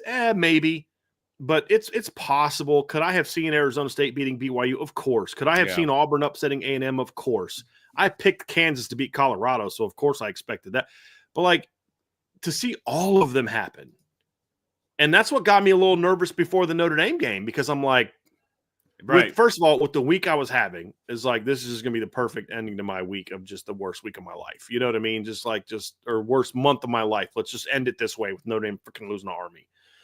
And so, I mean, you watch all these games and you're just like, dude, if Ole Miss can lose to Florida and the Oklahoma game was not even happening yet, right? Wasn't that a later game, or was that happening? That was during. It was a 7:30 game or whatever, 7:00. It was during the Notre Dame game, I believe. Right. That one hadn't even happened yet. The A&M game hadn't even happened yet, and I was already nervous. And I'm watching UMass run the ball down Georgia's throat in the first half of that game, and I'm like, Goose, I am not feeling as good about tonight as I thought I was going to. And then to see Notre Dame do what they did, but dude, it was and not just the games that were lost, but like Penn State almost losing to Minnesota, like they did probably not should have the game. Yeah. Probably should did have. not control the game at all, man. Like they were outplayed in a lot of ways. It was just it was a wild weekend. Yes, it was. Yes, it was. So, we can talk about how this whole thing affected Notre Dame. You want us to start off with that? You can do whatever you want to do, buddy. Okay. Well, and by the way, this weekend changed the one of the metrics that they use for the playoff committee is game control. Okay. And Notre Dame was 13th, I think, last week, and they moved up to 6th. Oh, wow. After that, and I still don't have a clue how Alabama's ahead of them. But in game control, they've lost 3 games. And in 2 of those games they lost, they literally trailed the entire game. They never led Vanderbilt, and I think they only led Oklahoma 3-0. So I do not and Notre Dame's blown more teams out, so I don't quite understand how that works. But Notre Dame is 6th. I think they were 13th last week. So it was a major shakeup, Vince. Major shakeup. Man, you're not kidding. Yep. So, I mean, okay, so how things affect Notre Dame, right? We can talk about the teams ahead of them that lost, or team ahead of them that lost, and that would have been IU. So they're going to fall. How do you see that one playing out? We'll just kind of go down the line here. Yeah, I mean, well, it's kind of hard to go individually because they all impact each other. But in relationship to Notre Dame, I certainly see Indiana falling behind Notre Dame. Agreed. Now, the counter could be, well, are they going to fall? I mean, Penn State is ahead of Notre Dame, and they lost to Ohio State at home. Much more competitive game. And as much as I think Penn State's got a schedule that's kind of soft, and it's still tougher than Indiana's. And Agreed. Penn State's Penn State, and we've seen these committee members give sort of they love Penn bonuses. State. Well, and not just Penn State. I mean, they love the power teams. They love the traditional blue bloods. That's who they're going to give the benefit of the doubt to. And when you look at Penn State, again, their schedule is not tough. It's not. It hasn't been a real brutal schedule, but it hasn't been a joke of a schedule either. I mean, West Virginia 6-5. Bowling Green is, I think, 7-4. They've won 5 in a row. Their losses were to Penn State, Texas A&M, Northern Illinois, and Old Dominion. So only one of those was a bad loss. They lost to A&M by 6 and Penn State by 7. They beat Illinois, who's 8-3 and ranked. They beat USC, who's 6-5. They beat Wisconsin, who's 5-6. Washington, who's 6-5, and then of course they beat Minnesota. So not a real tough schedule, but it's also not like 2 teams above 500 like that Indiana plays, it's just a worse schedule. Imagine how bad your schedule is when that's a more competitive, a much tougher schedule than yours. So I just think it's that those 2 things is going to drop them behind Notre Dame, because at least Penn State can hang their hat on, hey, we played Ohio State tough and we beat Illinois. Like what's Indiana hanging their resume on? We just killed everybody. Yes. I mean, that is what they are. Notre Dame can do that, but they can do that against better teams, against better opponents, and that's why I don't think that they're going to be ahead. So I think Indiana falls behind. I do think with how everything played out this week, that Indiana will still be in the playoff. I do too. If it ends today. But they're going to be down in an area that is dangerous. Yes. Where you better go out next weekend and absolutely annihilate Purdue. Kind of that 9, 10, 11 range, I think, is where they're going to end up, Yep. Yeah. I mean, I personally have them at 10. But I mean, I think that 9 to 11 range is appropriate for them. I think if this weekend would have held, if the ranked teams would have held serve this week, I think Indiana would have got knocked out. Yes, because they're not going to put them ahead of those SEC teams. Not with a dominating loss, right? Where they got whipped. Do that. Yeah, there was no way they're going to have them ahead of Alabama. No way we're going to have them ahead of Ole Miss. Maybe Tennessee. Maybe. That's a hard But maybe. being ahead of Tennessee still might knock you out, depending on how some other teams finish the season. So they caught a huge break this weekend with the chaos that was the SEC this weekend, which may not be done because Tennessee playing Vanderbilt next weekend is going to get really interesting. Absolutely. Really interesting for them because so the chaos and it's at Vanderbilt. And Vanderbilt's been pretty tough at home this year. They beat Virginia Tech at home. They beat Alabama at home. They beat Ball State at home. And they lost to South Carolina and Texas at home. All right, those are pretty hot teams, and Texas was a competitive game. And this past weekend, they battled LSU at LSU for 4 quarters. So that's going to be an interesting game. So there's going to be a lot more. There could be some more chaos lurking, Vince. But I think Indiana, as of right now, is in. I do think they need to bounce back with incredible vengeance against Purdue this weekend. Oh, yeah. And Purdue's a great opponent to yes, they are to receive that vengeance. You know what? I say this about Purdue, dude. They don't quit. They're just terrible. I watched the Michigan State game. They're down 24-3, and they just kept battling and end up making a 24-17 game. They threw a pick late in the game. They were driving. They're just awful. I mean, he's done such a bad job with that football team. But they I'll give him credit. Watching them against Michigan State, this team is still competing, but they are awful. They're just awful. They're way worse than I thought he's done such a bad job with that team. But anyway, I think Indiana's a team. I think they'll still be in at 11-1. They were 10-1 going into this last week. So let's talk about the 2 SEC teams that lost, the significant SEC teams that lost, right? So, Alabama, Ole Miss. What do you think the committee is going to do with those 2 teams? Because they were creeping up, and now they got that 3rd loss. Where do you think that puts them? I think Ole Miss falls way down. Okay. And there's 2 reasons why I think Ole Miss falls way down. Number one is they are Ole Miss. They're not a blue blood. They're an SEC team, but they're not a blue blood. And I don't think those things matter. Just so people understand, I don't think that matters, but I think it does to the committee. But the other part of it too, Vince, is when you look at their resume, they have a very weird resume. And because they've got the real big win, right? They got the win over Georgia, which is a great win. Okay. But in the first ranking, Ole Miss was 16th in that ranking and was getting ready to play Georgia. So clearly they didn't think much of their resume at the time. And the thing that's hurt Ole Miss is because they don't have a lot of great wins that I think are needle movers, because I don't think South Carolina is getting the respect they should for how well they're playing right now. Now, maybe that changes because they did beat South Carolina. And of course, the Georgia one is big. But what hurts that is your 3 losses are bad losses. Like really bad losses. Your best loss is to 7-4 LSU, who just broke a 3-game losing streak. You lost to a Florida team that's 6-5, and you lost to a Kentucky team who is currently 4-7. Like, they're not good, and their wins are over Murray State, Ohio, Southern Miss, and Ole Miss. Like, they're the only competent team that they've beat all year was you. They have really bad losses. Here's the thing about Alabama, though, Vince. Alabama has the Georgia win also. But, and then when you look at Alabama's resume, they beat Missouri, who's still ranked, and they beat South Carolina, who's ranked. So they actually have one more top 25 win. They both beat Georgia, although Ole Miss beat them more convincing. Actually, Ole Miss beat both of those teams more convincingly. But they have that win over Missouri. What I think changes a little bit is you had the loss to Tennessee last week. And so the Vanderbilt game was looking like a bit of a fluke.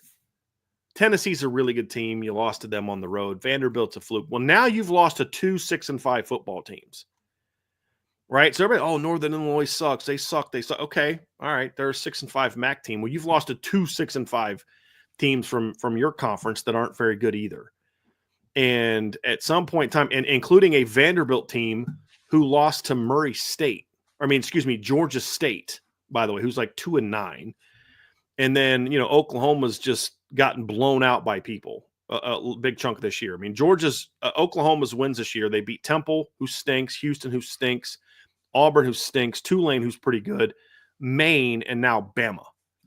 Like, how much is Bama going to get banged for having 2 bad losses on top of getting outplayed by Tennessee? I mean, Vince, they didn't just lose on Saturday.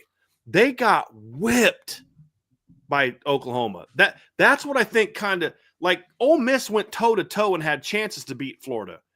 Alabama was not in that game from the second quarter on. I don't see how you can put a 3-loss team with 2 losses to 6-5 teams who just got beat by 3 touchdowns by a team that was 5-5. I don't see how you can put a team like that in the playoff. I don't. I think there's a chance they could still be in at the end, because I don't think. I mean, at some point in time, you're kind of like, okay, well, you're going to put in a second ACC team. I think they should, but I don't think they want to. I mean, Yeah. I think I think the biggest winner this weekend, Vince, along these lines, was the ACC. Because now they're looking like, if you look at a lot of people's projections, the ACC is getting in SMU and Miami both. You can't leave though if they face against each other 11-1. You can't keep one of them out. Right. And Clemson's knocking on the door. Clemson's knocking on the door. Especially since, well, the only way Clemson gets in is if they win the SEC championship, in my opinion. Because I think if they lose ACC, that would give them a 3rd loss, and I don't know that they'll get the benefit of the doubt that the SEC teams get with 3 losses. I don't think that's fair, but I think that's the reality of it. I'm interested to see where they rank Clemson this week, because me too. Everybody's very high on South Carolina right now and what they're able to do. Now, South Carolina's not going to be in the SEC championship, so I think they're going to have a really hard time getting into the playoff. There's just too many teams ahead of them, in my opinion. Where they're ranked this week, where they're ranked, huge impact on yeah, that. Exactly. Well, and the problem too, where Clemson's ranked too, because you're going to look at a top whatever matchup there, and the winner. Everybody get something for that. Everybody keeps talking about, because last week Clemson was 1 spot ahead of South Carolina. Everybody goes, South Carolina's hot and they are going to jump up. And I'm like, based on what? This isn't a who's played well the last 2 weeks ranking. Right. This is an entire season. And how do you put a 3-loss South Carolina team over a 3-loss over a 3-loss Ole Miss team and a 3-loss Bama team who both beat them? Right. Exactly. And Ole Miss beat them convincingly. So I just don't know that South Carolina is going to be the team that jumps up, Vince. And I agree. That's the thing. So, man, this whole thing is just getting really, really wonky at this point in time. And so I think right now, barring Penn State getting beat by Maryland, or Ohio State losing to Michigan, I don't see how the Big Ten's not going to have 4 now. So I think that's pretty much a done deal. I think Notre Dame is in as long as they beat USC. I think that obviously you're going to have an ACC team in there. I think you're going to now have a second ACC team in there. I think Boise's going to be in there as long as they win. Well, that's 8 teams, and then you're going to have a second SEC team. So you're going to have 2 SEC teams. So you start looking at it right now, Vince. You're talking about 4, 6, 8. You're talking about 10 spots right there already taken. There's 2 more at-larges. And you start saying, okay, well, who gets those final 2? I mean, to your point, does a 3rd SEC team jump up in there? ACC, you mean? Or ACC team, yes, jump in there. You know, like you said, if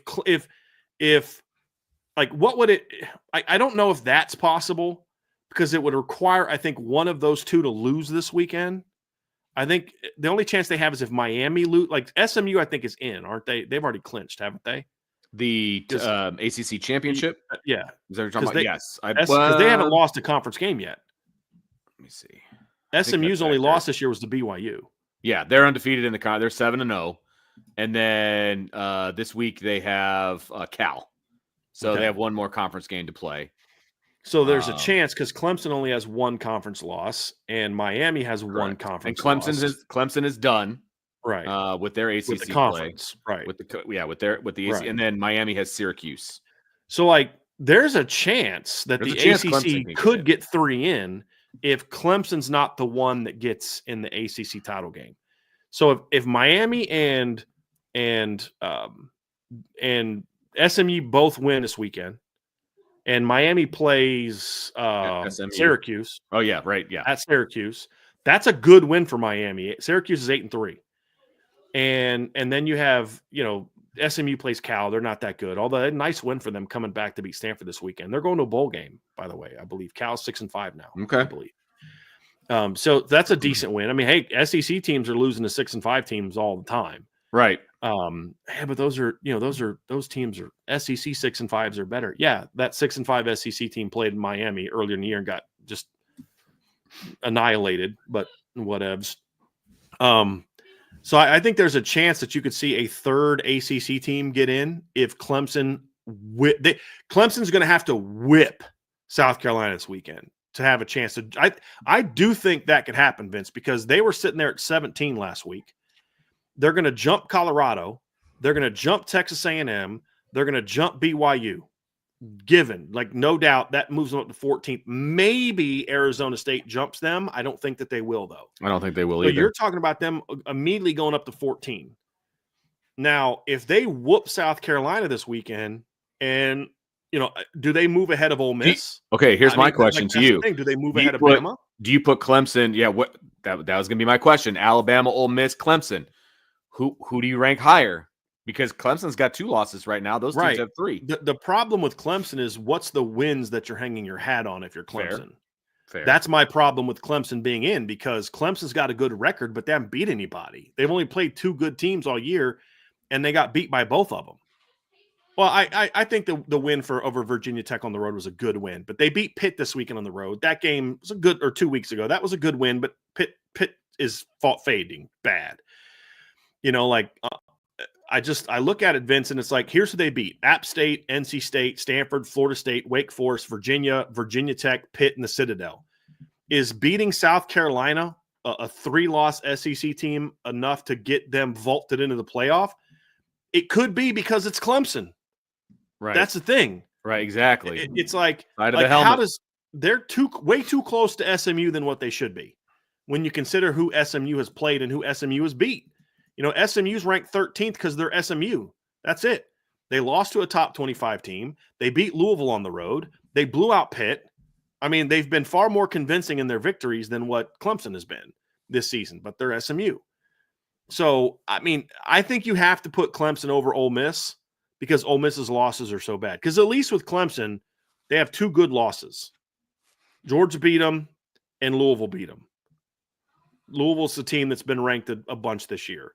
So at least they have good losses. I don't think you can put them in now, but I think what the committee's going to do is get them close enough to where if they blow out South Carolina, they can maybe jump them in. They could. Maybe. Depending on what happens this weekend. But if Vandy beats Tennessee, then that opens the door wide open for Clemson if they beat South Carolina. Yeah.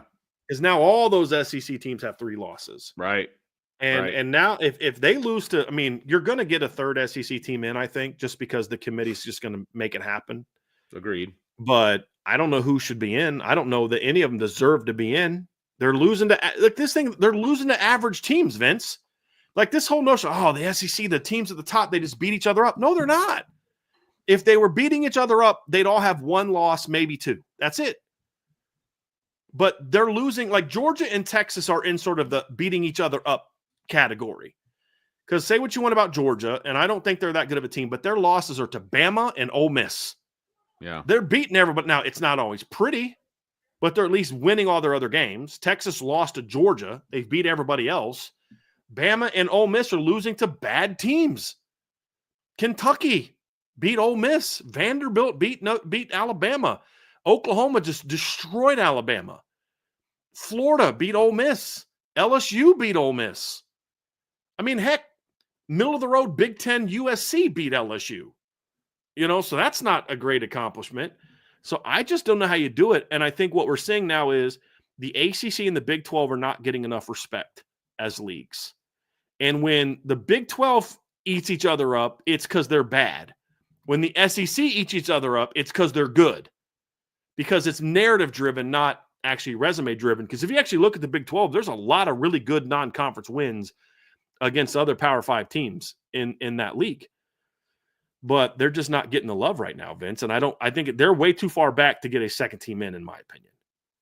They're just too far back to get a second team in. I think the only chance that one of these leagues has is maybe the ACC gets a 3rd team in if Miami and SMU handle business this weekend and Clemson destroys South Carolina. Not just beat South Carolina. I think they have to whoop them. Double digits. Whoop them. And then I think you could see Clemson sneak in, which I would be happy about because I think they'd get into that range where they'd be playing Notre Dame, and I got some payback I want to give Clemson from last season. So, I mean, that's, Vince, it's going to get, and then you probably get one more SEC team, right? So that'd be 7, 4, 5, 6, 7, 8, 9, 10, 11, 12. So you'd probably then get a 3rd SEC team in at some point in time there. Yeah, I've got No, three. you wouldn't, because you'd have to have a Big 12 team. So basically, Clemson is there in case the SEC completely implodes. Yes, that's how I look at it. I agree with you. I think they're knocking on. I've got them in that neighborhood of like right outside, kind of on the outside looking in. But if something kind of crazy happens above them, then they sneak a spot. Right. You know, because they're if they can beat South Carolina, that's going to be a feather in their cap. That'll be their biggest win of the year. There's no doubt about it. And it would be a common opponent with both South Carolina. I mean, with both Ole Miss and Bama. Sure. And if they beat South Carolina by 17 or 20, which I don't think is going to happen. I don't think they're going to beat South Carolina by that much if they beat them at all. But you'd have a situation where they say, well, look, Bama beat this team by 2 points and almost lost at the end of the game. And we just smacked them. Right. Could that be enough to then vault them ahead of Bama? Because I think what will happen is you'll see Clemson go ahead of Ole Miss and be behind Tennessee and Bama. And then if Tennessee loses next week to Vanderbilt, they'd fall behind. I mean, if you're the SEC right now, Vince, you are Tennessee. Please, Tennessee, handle business next weekend against Vanderbilt. And then you're gold. Because then you'd have the 4 Big Ten teams. You'd have Notre Dame. You'd have the Boise State. You'd have the Big 12 champ. You'd have the SEC champ, the SEC number 2, then the SEC number 3, and then you'd have 2 ACC teams. Because I think the biggest impact this weekend had is this weekend opened up a second spot for an ACC team. I absolutely think it did. Yeah, because so for me, based on the rankings that I think are going to come out, the SEC lost a bid. Basically, the SEC lost a bid and it went to the ACC. You're saying they went from 4 to 3? Yes, that's what I've got. Right? They went from 4 to 3 because those other teams that lost, they dropped out, and so they're not in anymore. And then that allowed SMU to sneak in. I don't think it's fair that they had to sneak in. To be honest with you, I think they kind of should have been higher anyway. But no, I think you're correct, Vince. I think that right now, I'm very curious to your point to see, like, Bama was 7, Ole Miss, SMU was 13. When Georgia went out and got destroyed by 18 by a ranked team, they went from 3rd to 12th. That was a 9-spot drop. How do you not drop Bama just as much by getting destroyed by an unranked 5-5 team? You know what I mean? Like, how do you drop Georgia that much when they lost and not do that to Bama? Because remember, Georgia was number 3 in the first rankings. That week, they got beat by Ole Miss. They dropped all the way down to 12, 9 spots. Miami, when they got beat by Georgia Tech, dropped 5 spots. So how do you not move Bama down at least 5 spots, which would put them from 7 to 12? And maybe more spots. Like I've got him 13, which would put him out. I mean, 12 would put him actually 11 now. 11 is in. Put him out. 11 is in. You'd have 11 is in. Are you sure? Yeah, 11 is the 11. SEC champ, the ACC champ are both ahead of them, and the Big Ten champs both ahead of them, right? So SMU would still be in because the ACC champ is already there. Right. Okay. They're already in. Right. Okay. Based on the current ranking, we're just taking the highest ranked, correct? Okay. Correct. And I the group of 5 is already in. Right. So that doesn't bump them down any. Right. Okay. Where do you have Boise? I have Boise 9.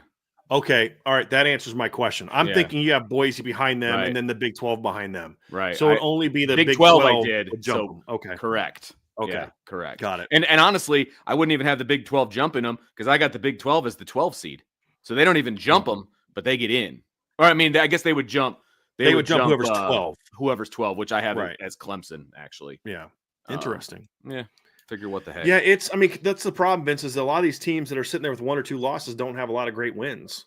Right. You know, that's the reality of it. But that's what makes this kind of interesting. So I'm quite confident Ole Miss is going to drop because I don't think the committee was in love with them to begin with. Yeah, I've got them behind That's Alabama also why too. They were at 16 to start. It's why they dropped them. They were still behind Georgia and Tennessee and Georgia. They were behind all the SEC teams, including, I think, weren't they behind A&M as well when the first rankings came out? I believe so. Yeah, they were behind. They were behind. Georgia was ahead of them. Texas was ahead of them.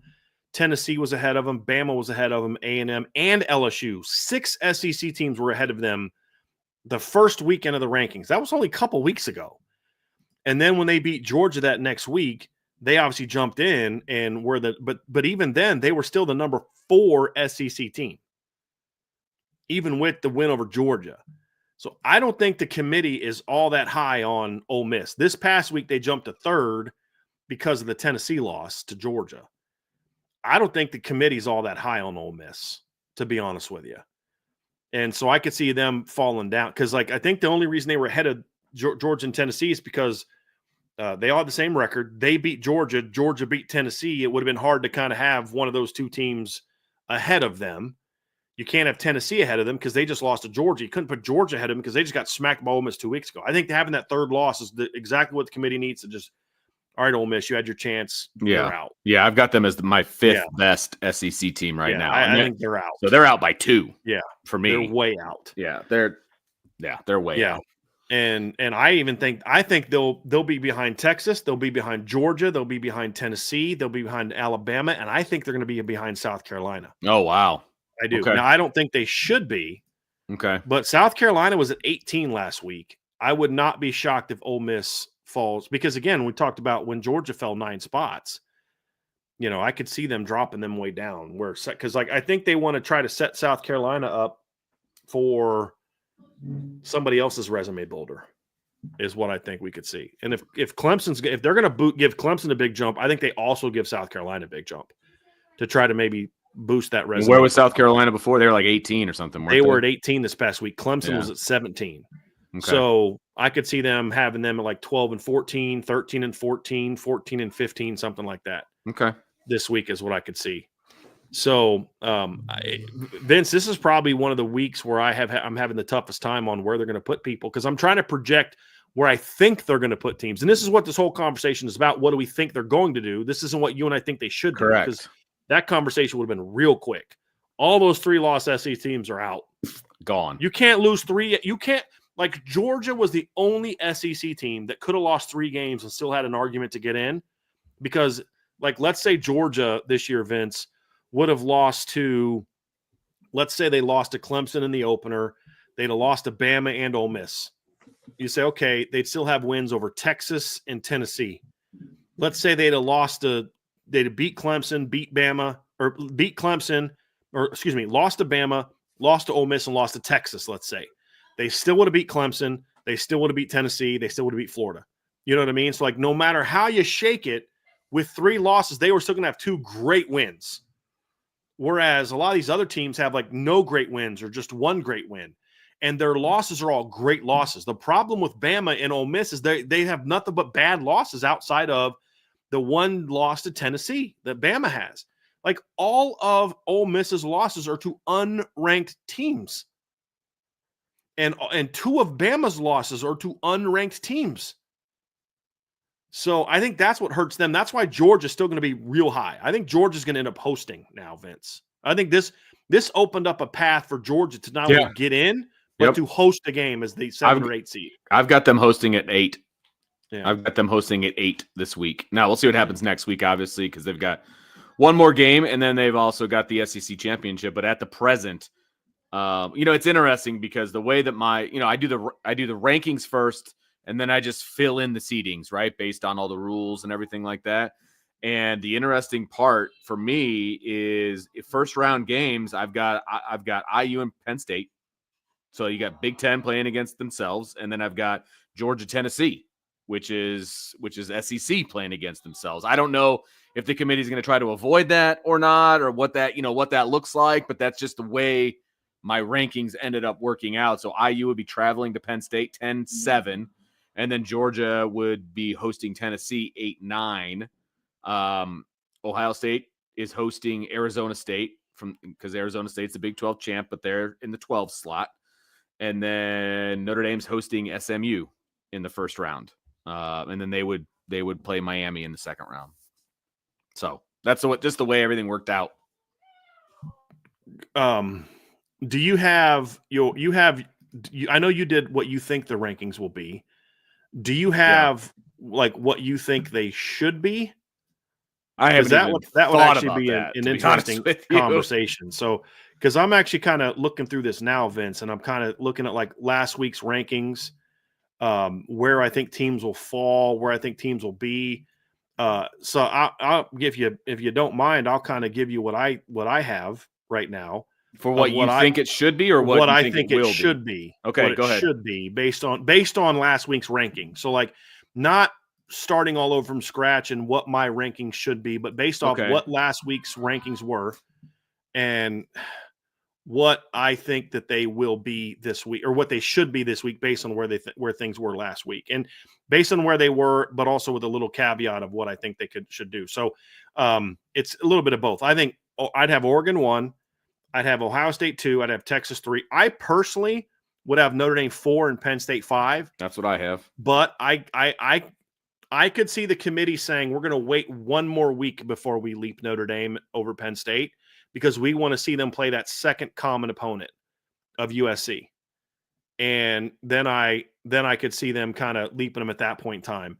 I would have them ahead now. I think Miami is going to be 6.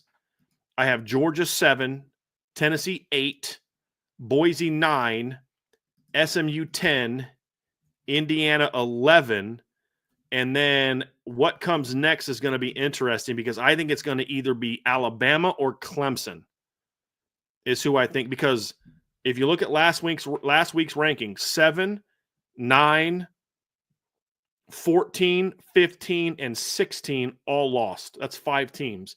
So I think Clemson rises all the way up and is either right behind or right ahead of Bama. So that's the one I'm not sure of, Vince. I personally would put Alabama ahead of Clemson for now. And the reason I say that is because, yes, Bama has one more loss, but they have their 2 best wins are better than anything that Clemson has done, in my opinion. When you look at beating Georgia, a team that Clemson lost to 34-3, and then Bama also beat South Carolina and Missouri, who are both ranked.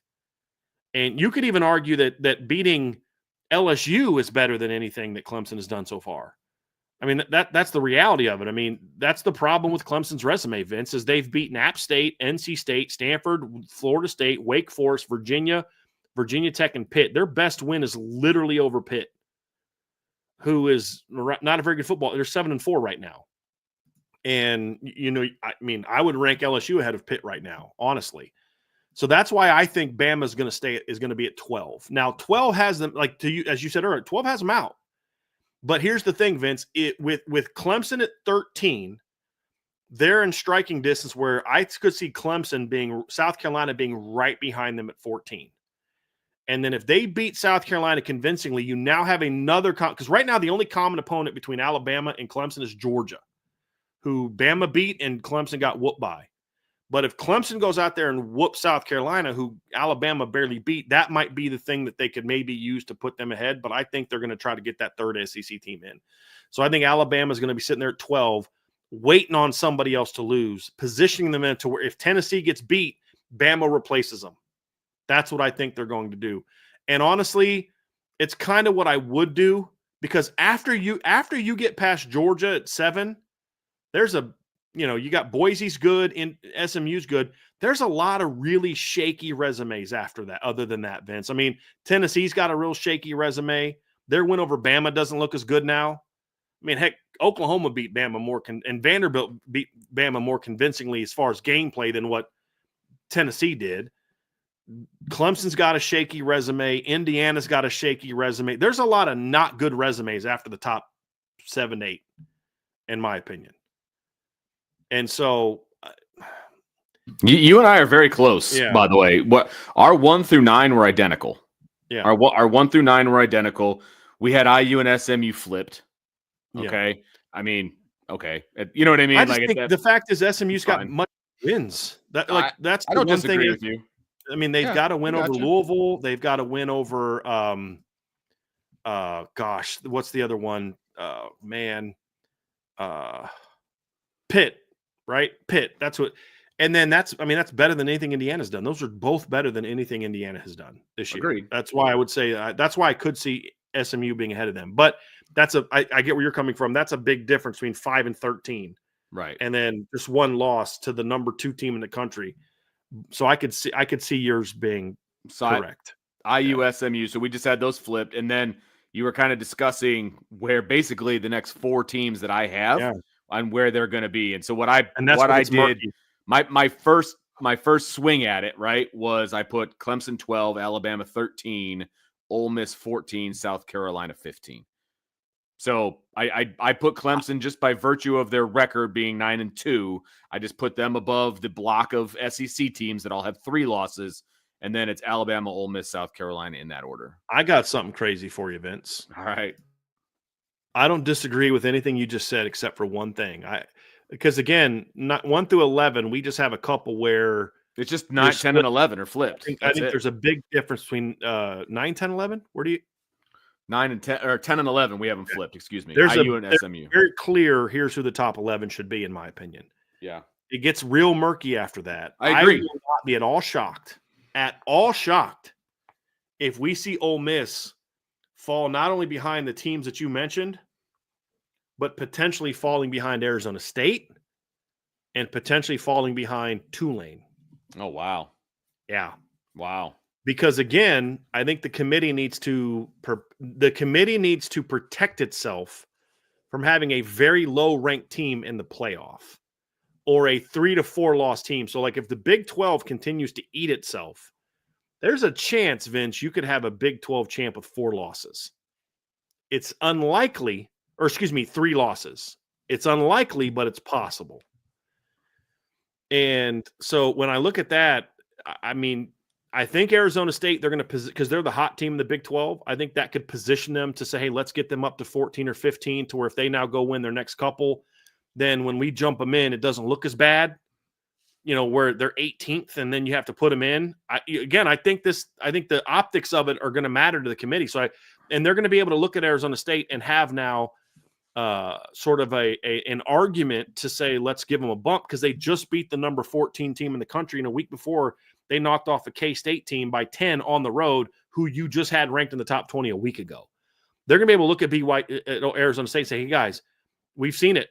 We've now seen them 2 weeks in a row knock off ranked teams. We're bumping them way up. I could see something like that, and I think both of those teams, I'm confident that Arizona State's going to jump ahead of Ole Miss.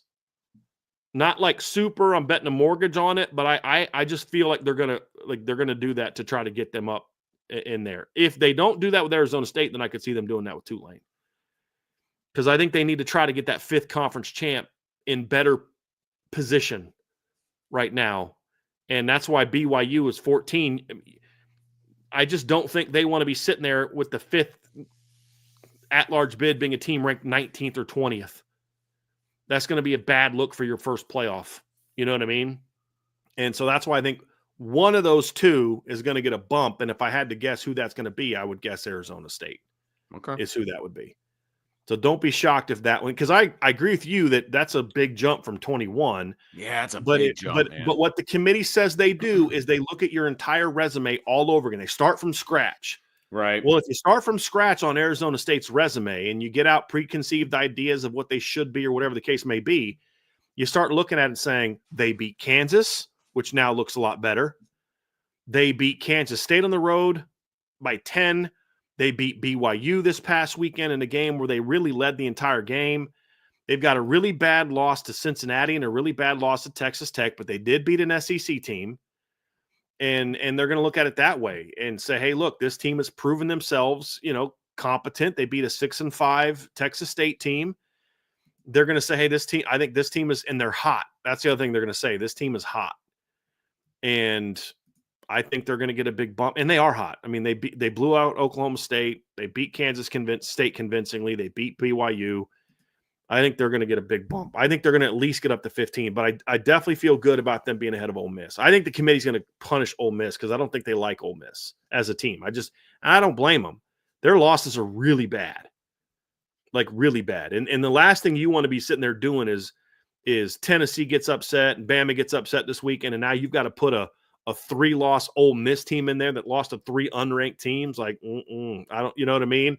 So that's why I think they're going to try to jockey and position a couple teams, Clemson being one, and a couple of these other teams to kind of say, hey, look, we're going to try to position them better. We've seen them do that before. Oh yeah, and to I set up think better Arizona matchups State, and to prop up certain teams. They'll rank a team low in the bottom 25 to to give a ranked win to a team that they're trying to give some credit to, that kind of stuff. And so that's the last part of this thing that I'm interested to see on Tuesday, Brian, and we haven't really talked about it, is what is the committee going to do with A&M, Army, and in my opinion, Louisville, and potentially Georgia Tech as well. So like obviously Notre Dame opponents, but what are they going to do with them? That's what I'm interested to see, because I think Louisville's right there on the bubble of getting into the top 25 right now. And then to your point about them propping up potential conference champions, do they really want to dump Army out of the top 25 right now, because they've already clinched a spot in their championship game? Right. Okay. And then you've got A&M, who not only does it prop up Notre Dame, but it also props up some SEC teams as well. It's not just Notre Dame. So let's talk about this too, Vince. A&M still controls their own destiny to get into the SEC championship.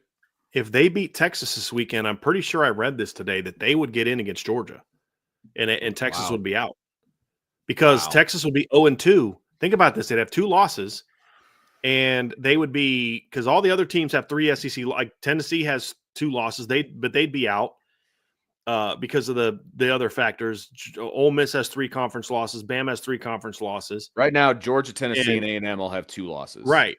And Texas has 1.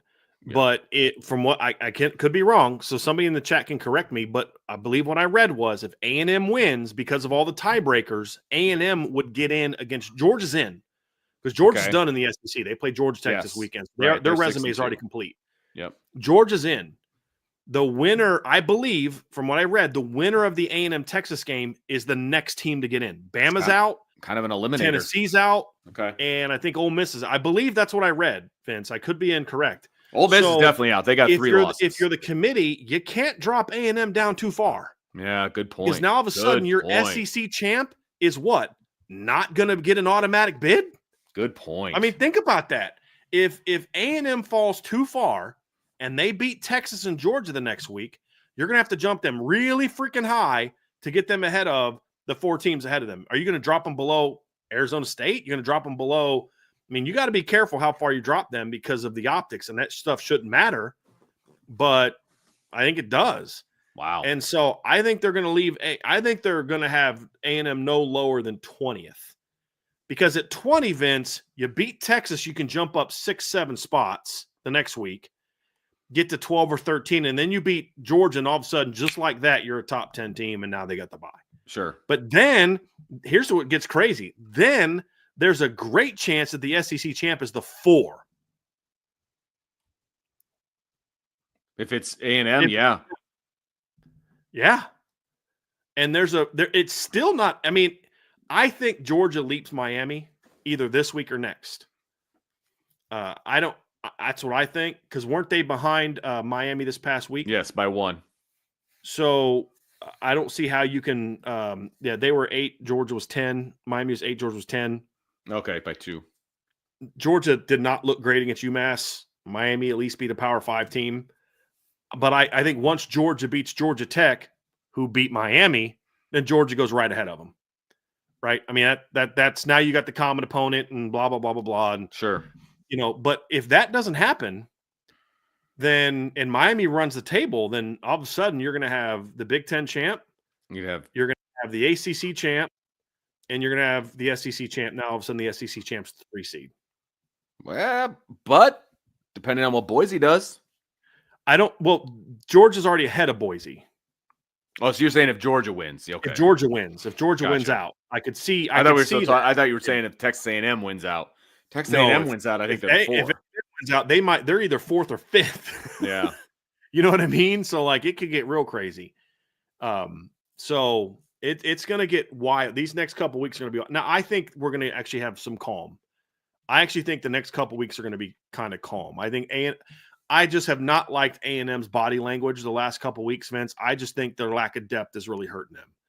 And they're just worn out.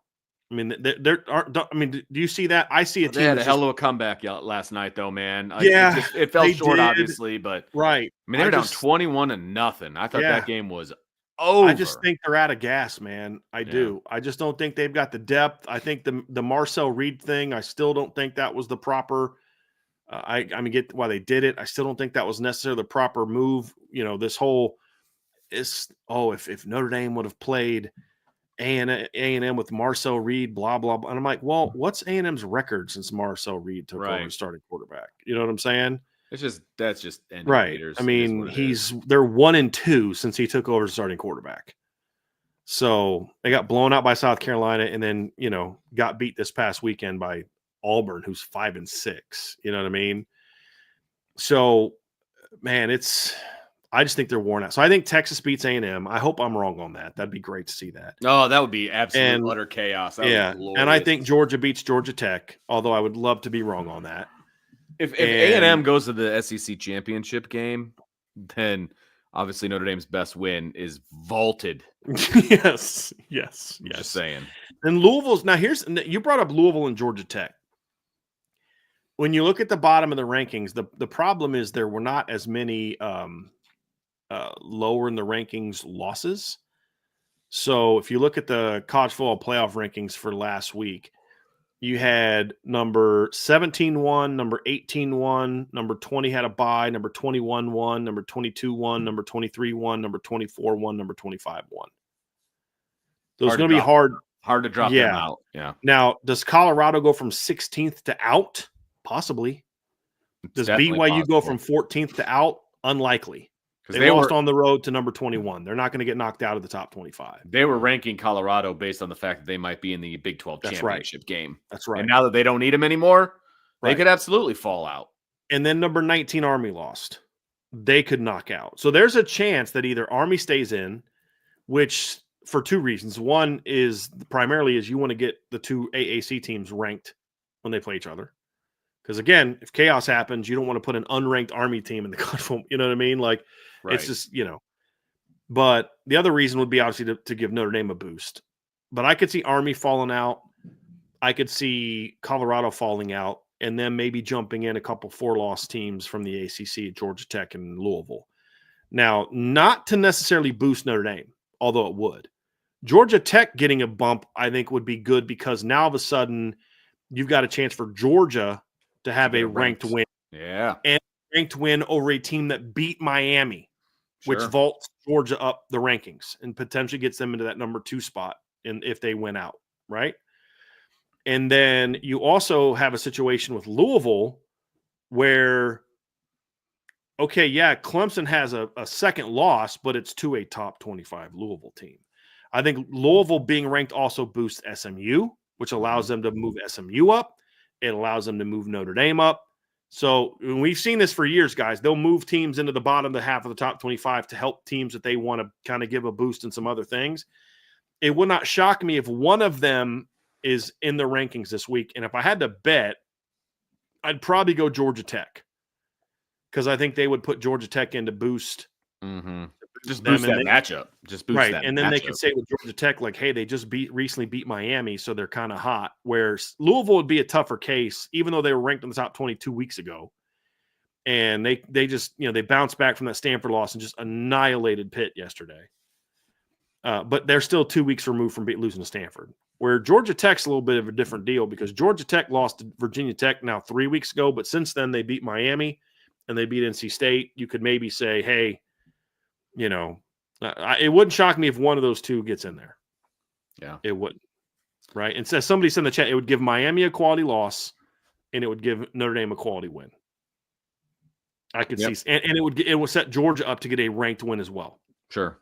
It would impact 3 teams that you're trying to move around. And I could see that as well, Vince. I don't know. What are your thoughts on that? They're just as much chaos as there was at the top of the top 25. There wasn't a whole lot in the bottom. Yeah, of the top no, I get that. Yeah, for sure. It'll be interesting because the committee always does this. They always put teams in an advantageous position to back up what they've done. I mean, that's just what they do. And so, are they going to do that to help Notre Dame? Are they going to do that to help Georgia? You know what I mean? Like, who is in line to get that help and how are they going to do it? That's going to be the fascinating part about all of this. So there's a lot of question marks going into this thing on Tuesday night, and we will be around to break it all down for you guys on Tuesday. It could also be that Louisville doesn't jump in now, but Louisville jumps in next week if they beat Kentucky. Well, yeah, that's definitely possible. Right. And then they're 8-4 at the end, and then they use that to. And that's when it matters. Let's be honest. I mean, that's when Right. it matters. Now, we're going to get a glimpse into what the committee is thinking, obviously, in this week's rankings. And, you know, Notre Dame has one more opportunity to impress the committee when they travel to LA. So that's a big one. It's a huge one. It's a huge one. Winning you're in and winning you host. I mean, that's the reality of it. Now, are you a 5, a 6, or a 7 seed? That's basically where we're at now. Yep. I think them falling down to 8 is almost impossible now. I agree. I mean, maybe if Georgia wins the SEC and Texas beats Texas A&M and it's a close game, maybe you kind of have Texas doesn't fall all the way down. At worst case, I think 8 is still the worst possible scenario for Notre Dame. Oh, and that would be a bad scenario. Like something bad had to have happened somehow, some way. Well, for Notre Dame to drop that far. Bad for Notre Dame. Like as in around them, 8 seed. Seed. Because like right now, with where you and I have them, they're 6. They would be 7th, wouldn't they? 6. You have them ranked number 4. Mm-hmm. Okay, I have them 5. Okay, I have them 4. Let's just kind of work with the assumption of the committee leaves Penn State ahead of them for now. So then they're that would drop them to 7. Mm-hmm. In a world where Georgia beats A&M or beats Texas in the title game by a close game, it's competitive. I could see Texas not falling behind Notre Dame with the whole we're not going to punish them for playing in the SEC championship game kind of crap. And then Georgia would obviously leap them because they'd win the SEC. And then in my scenario, that would drop them to 8. I just don't see a world where when everything's all said and done, Penn State's still ahead of Notre Dame. I don't think they should either. But like, let's say that Notre Dame beats USC in overtime this week. Well, what's the if they don't jump them this week? Right. Then it may not happen. Yeah. Unless, but if Notre Dame whips them, then I think that falls under the category of Notre Dame not doing their job. Right. You know what I mean? So like, if Notre Dame does that, they deserve to not jump Penn State. Sure. Because you'd have they just don't, right? I mean, because then your only common opponent is Purdue. You know, and they beat them by 39. You beat them by 59. You both killed them. Right. And at that point, it's nuanced. And okay, fine. You don't move them. Right. Notre Dame has to take care of business. They got to beat USC by a bigger margin. They can't go to overtime with USC. Right. And if A&M loses to Texas, then they fall behind Illinois, and all of a sudden their best win's better than your best win. I mean that's where I'm saying I could see that scenario playing out, where that they could fall to 8. It would it would be like the inside straight of things to go against Notre Dame. Correct. But even then, they're still hosting. Right. That's true. Right. Right now, I'm still in the 6 to 8 category. I'm more closer to 6 and 7. I think you and I are kind of there. I still think Georgia wins a rematch. I mean, Texas wins the rematch against Georgia. I still believe that. I do. I don't think Georgia's going to beat Texas twice. Yeah. Yeah. And somebody asked, I don't think A&M's lost. Like, look, guys, 11 games into the year, losses aren't really – what your opponents are doing is not mattering as much anymore. Like, Notre Dame just beat the number 19 team in the country. The team that they played in week 1 losing is not going to affect their ranking. They just beat the committee's number 19 team by 5 touchdowns. They're either going to stay put or go up. That's it. Yeah. That's it. Yep. That's it. All right. Well, like I said, there's a bunch of questions to be answered, and there will be more questions probably coming out of Tuesday night than there were going in, and that's okay. We have a super chat here from Relly Q.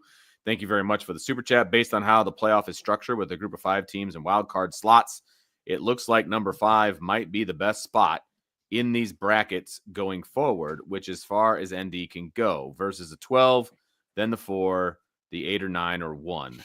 Agree. For Notre Dame, I agree, because they don't have to play a championship game. That's not the same for everybody else, because if it's a team that lost in the championship game, then they're not getting all of the weeks off that a Notre Dame would get. But I agree that the 5 is a great spot for Notre Dame. I have no problem with it, actually. In theory, like if you take out just in general, you're correct. It's the best path of least resistance for Notre Dame. I'll be honest, Vince. I don't think the 5 seed is the best thing for Notre Dame this year. And here's why I say that. The problem for Notre Dame is they have so thoroughly annihilated all their opponents for the last 2 months that let's say they're the 5 seed and they get the 12 seed. It's going to be some 3-loss SEC team who's struggling. It's going to be the Big 12 champ who's not that good. It's going to be Arizona State, Bama, Boise, somebody like that. And then the next round, you're getting that other team, whether it be the Big 12 champ who jumps in or Boise. Now, all of a sudden, you're going to play number 1 Oregon or number 1 Ohio State, and you haven't played a competitive game in 3 months. I don't know that that's necessarily the best thing for Notre Dame. I think getting a better opponent at 6 or 7 and then playing a better opponent at 2 or 3 will help them be more battle tested to then go into the semifinals when they actually play somebody really good. Because again, the way that this team is playing right now and the way that these other teams are playing, there's no 2 seed that's going to scare me. There's no 3 seed that's going to scare me. You know what I mean? And so I kind of, and especially since those teams will be having sat for 3 weeks and will not have played where Notre Dame gets a game under their belt.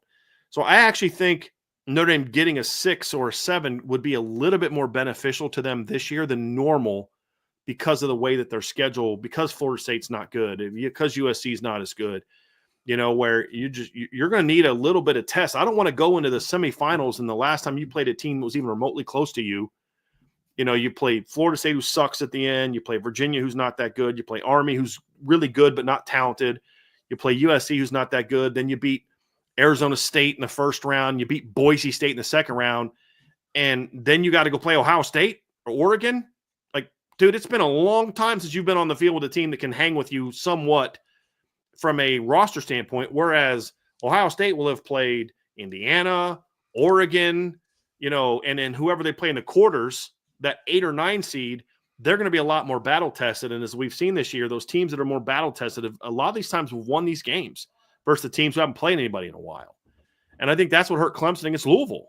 That's what hurt Texas against Georgia. We've seen that a lot. That's what hurt Indiana against Ohio State. The speed of the game was just way too much for Indiana. And that's why I say this particular year, I actually feel that way. But in theory, Vince, in like a normal year, you are spot on correct that being the 5 is the best case scenario for Notre Dame. And I still prefer that to playing playing that. Why would I give up a home playoff game to play in a neutral site conference championship game against a better team than what I would face at home in the first round of the playoff? That makes no sense to me. Other than just I think a lot of people want to say, we just want to say we have a bye. Why? It's not a better path for you. It's a better path to not play in the conference title game against a top team, to get the 12 seed, and then to play the 4th best conference champion in the second round. I would much rather do that than have the 1 seed where you're going to get some like 8 seed who is actually a really good team but had some bad loss that you know what I'm saying? I think 5 in most situations is always going to be where it was much better than getting a bye. And because like this year, let's say that they'd be the 4 seed. So then in their first game, they got to play the 5 seed. You know what I mean? Instead of getting, I just pass. I'm good with what they've got now. I am. And you convinced me of that. All right. Well, that's going to do it for our look at the college football playoff rankings and what they might be. Thanks for the super sticker there, Rocket25. Appreciate you very much. And look, we're going to be back to discuss it all on Tuesday night during the show and after the show and all that fun stuff. And so we'll see what the committee actually does with this multitude of information and the craziness that was Saturday and all of that stuff. And, it's going to be wild. And we're going to get a kind of a peek into what the committee's thinking, and that will have an effect on where things are going. But at the end of the day, if you're a Notre Dame fan, they just need to take care of business, and they need to do it the way that they should do it on Saturday, and then the rest will kind of take care of itself. So, win and you got a home game. I mean, that's basically what it is to me. Win and you've got a home game, and it'll be fantastic. So I'm looking forward to it. It should be a lot of fun. One more Saturday to go, and then we all get to sit back and watch conference championship games. So let me say one thing. Our schedule is going to be a little bit different this week. We're going to go live tomorrow at 1, and we'll go live on Wednesday at 1, and then Friday at 1. Right now, I'm uncertain of what we're going to do on Tuesday. My grandmother's passed away this past week, as many of you know, and her viewing is on Tuesday and her funeral is on Wednesday. And so I won't be there for this Tuesday show in the afternoon, most likely. We'll see. I will be there for the Tuesday evening show because we'll be in the hotel. So the Tuesday night college football playoff ranking show at 8, I will be there for. So just a heads up on that. But I just wanted to let all y'all know our schedule is going to be a little different this week. I will go live tomorrow at 1. Tuesday and Wednesday is a little bit up in the air as far as what time and those type of things. But I just wanted to give you guys a quick heads up on that our schedule is going to be a little bit different this week. And then, of course, we won't have a live show on Thursday because it's Thanksgiving. Yep. Right on. So everybody make sure you hit that like button, that subscribe button, that notification bell, share with your family and friends. And, of course, jump on the boards.irishbreakdown.com. There's going to be all kinds of good stuff there. Appreciate you guys hanging out with us tonight on our normal Sunday evening look back. It's now officially time to turn the page to USC and one of the greatest rivalries of all time, with all due respect, Archer. This is the one I look forward to. The greatest intersectional rivalry. There it is. Their greatest intersectional rivalry of all time. So looking forward to it. Always love a little USC Notre Dame battle. And look, this one just means a ton for Notre Dame. If they can go take care of business, then this is going to be a fun December and potentially January. So very much looking forward to it. So for Brian, I'm Vince, and we will talk to you next time on the Irish Breakdown podcast. Have a great night, everybody.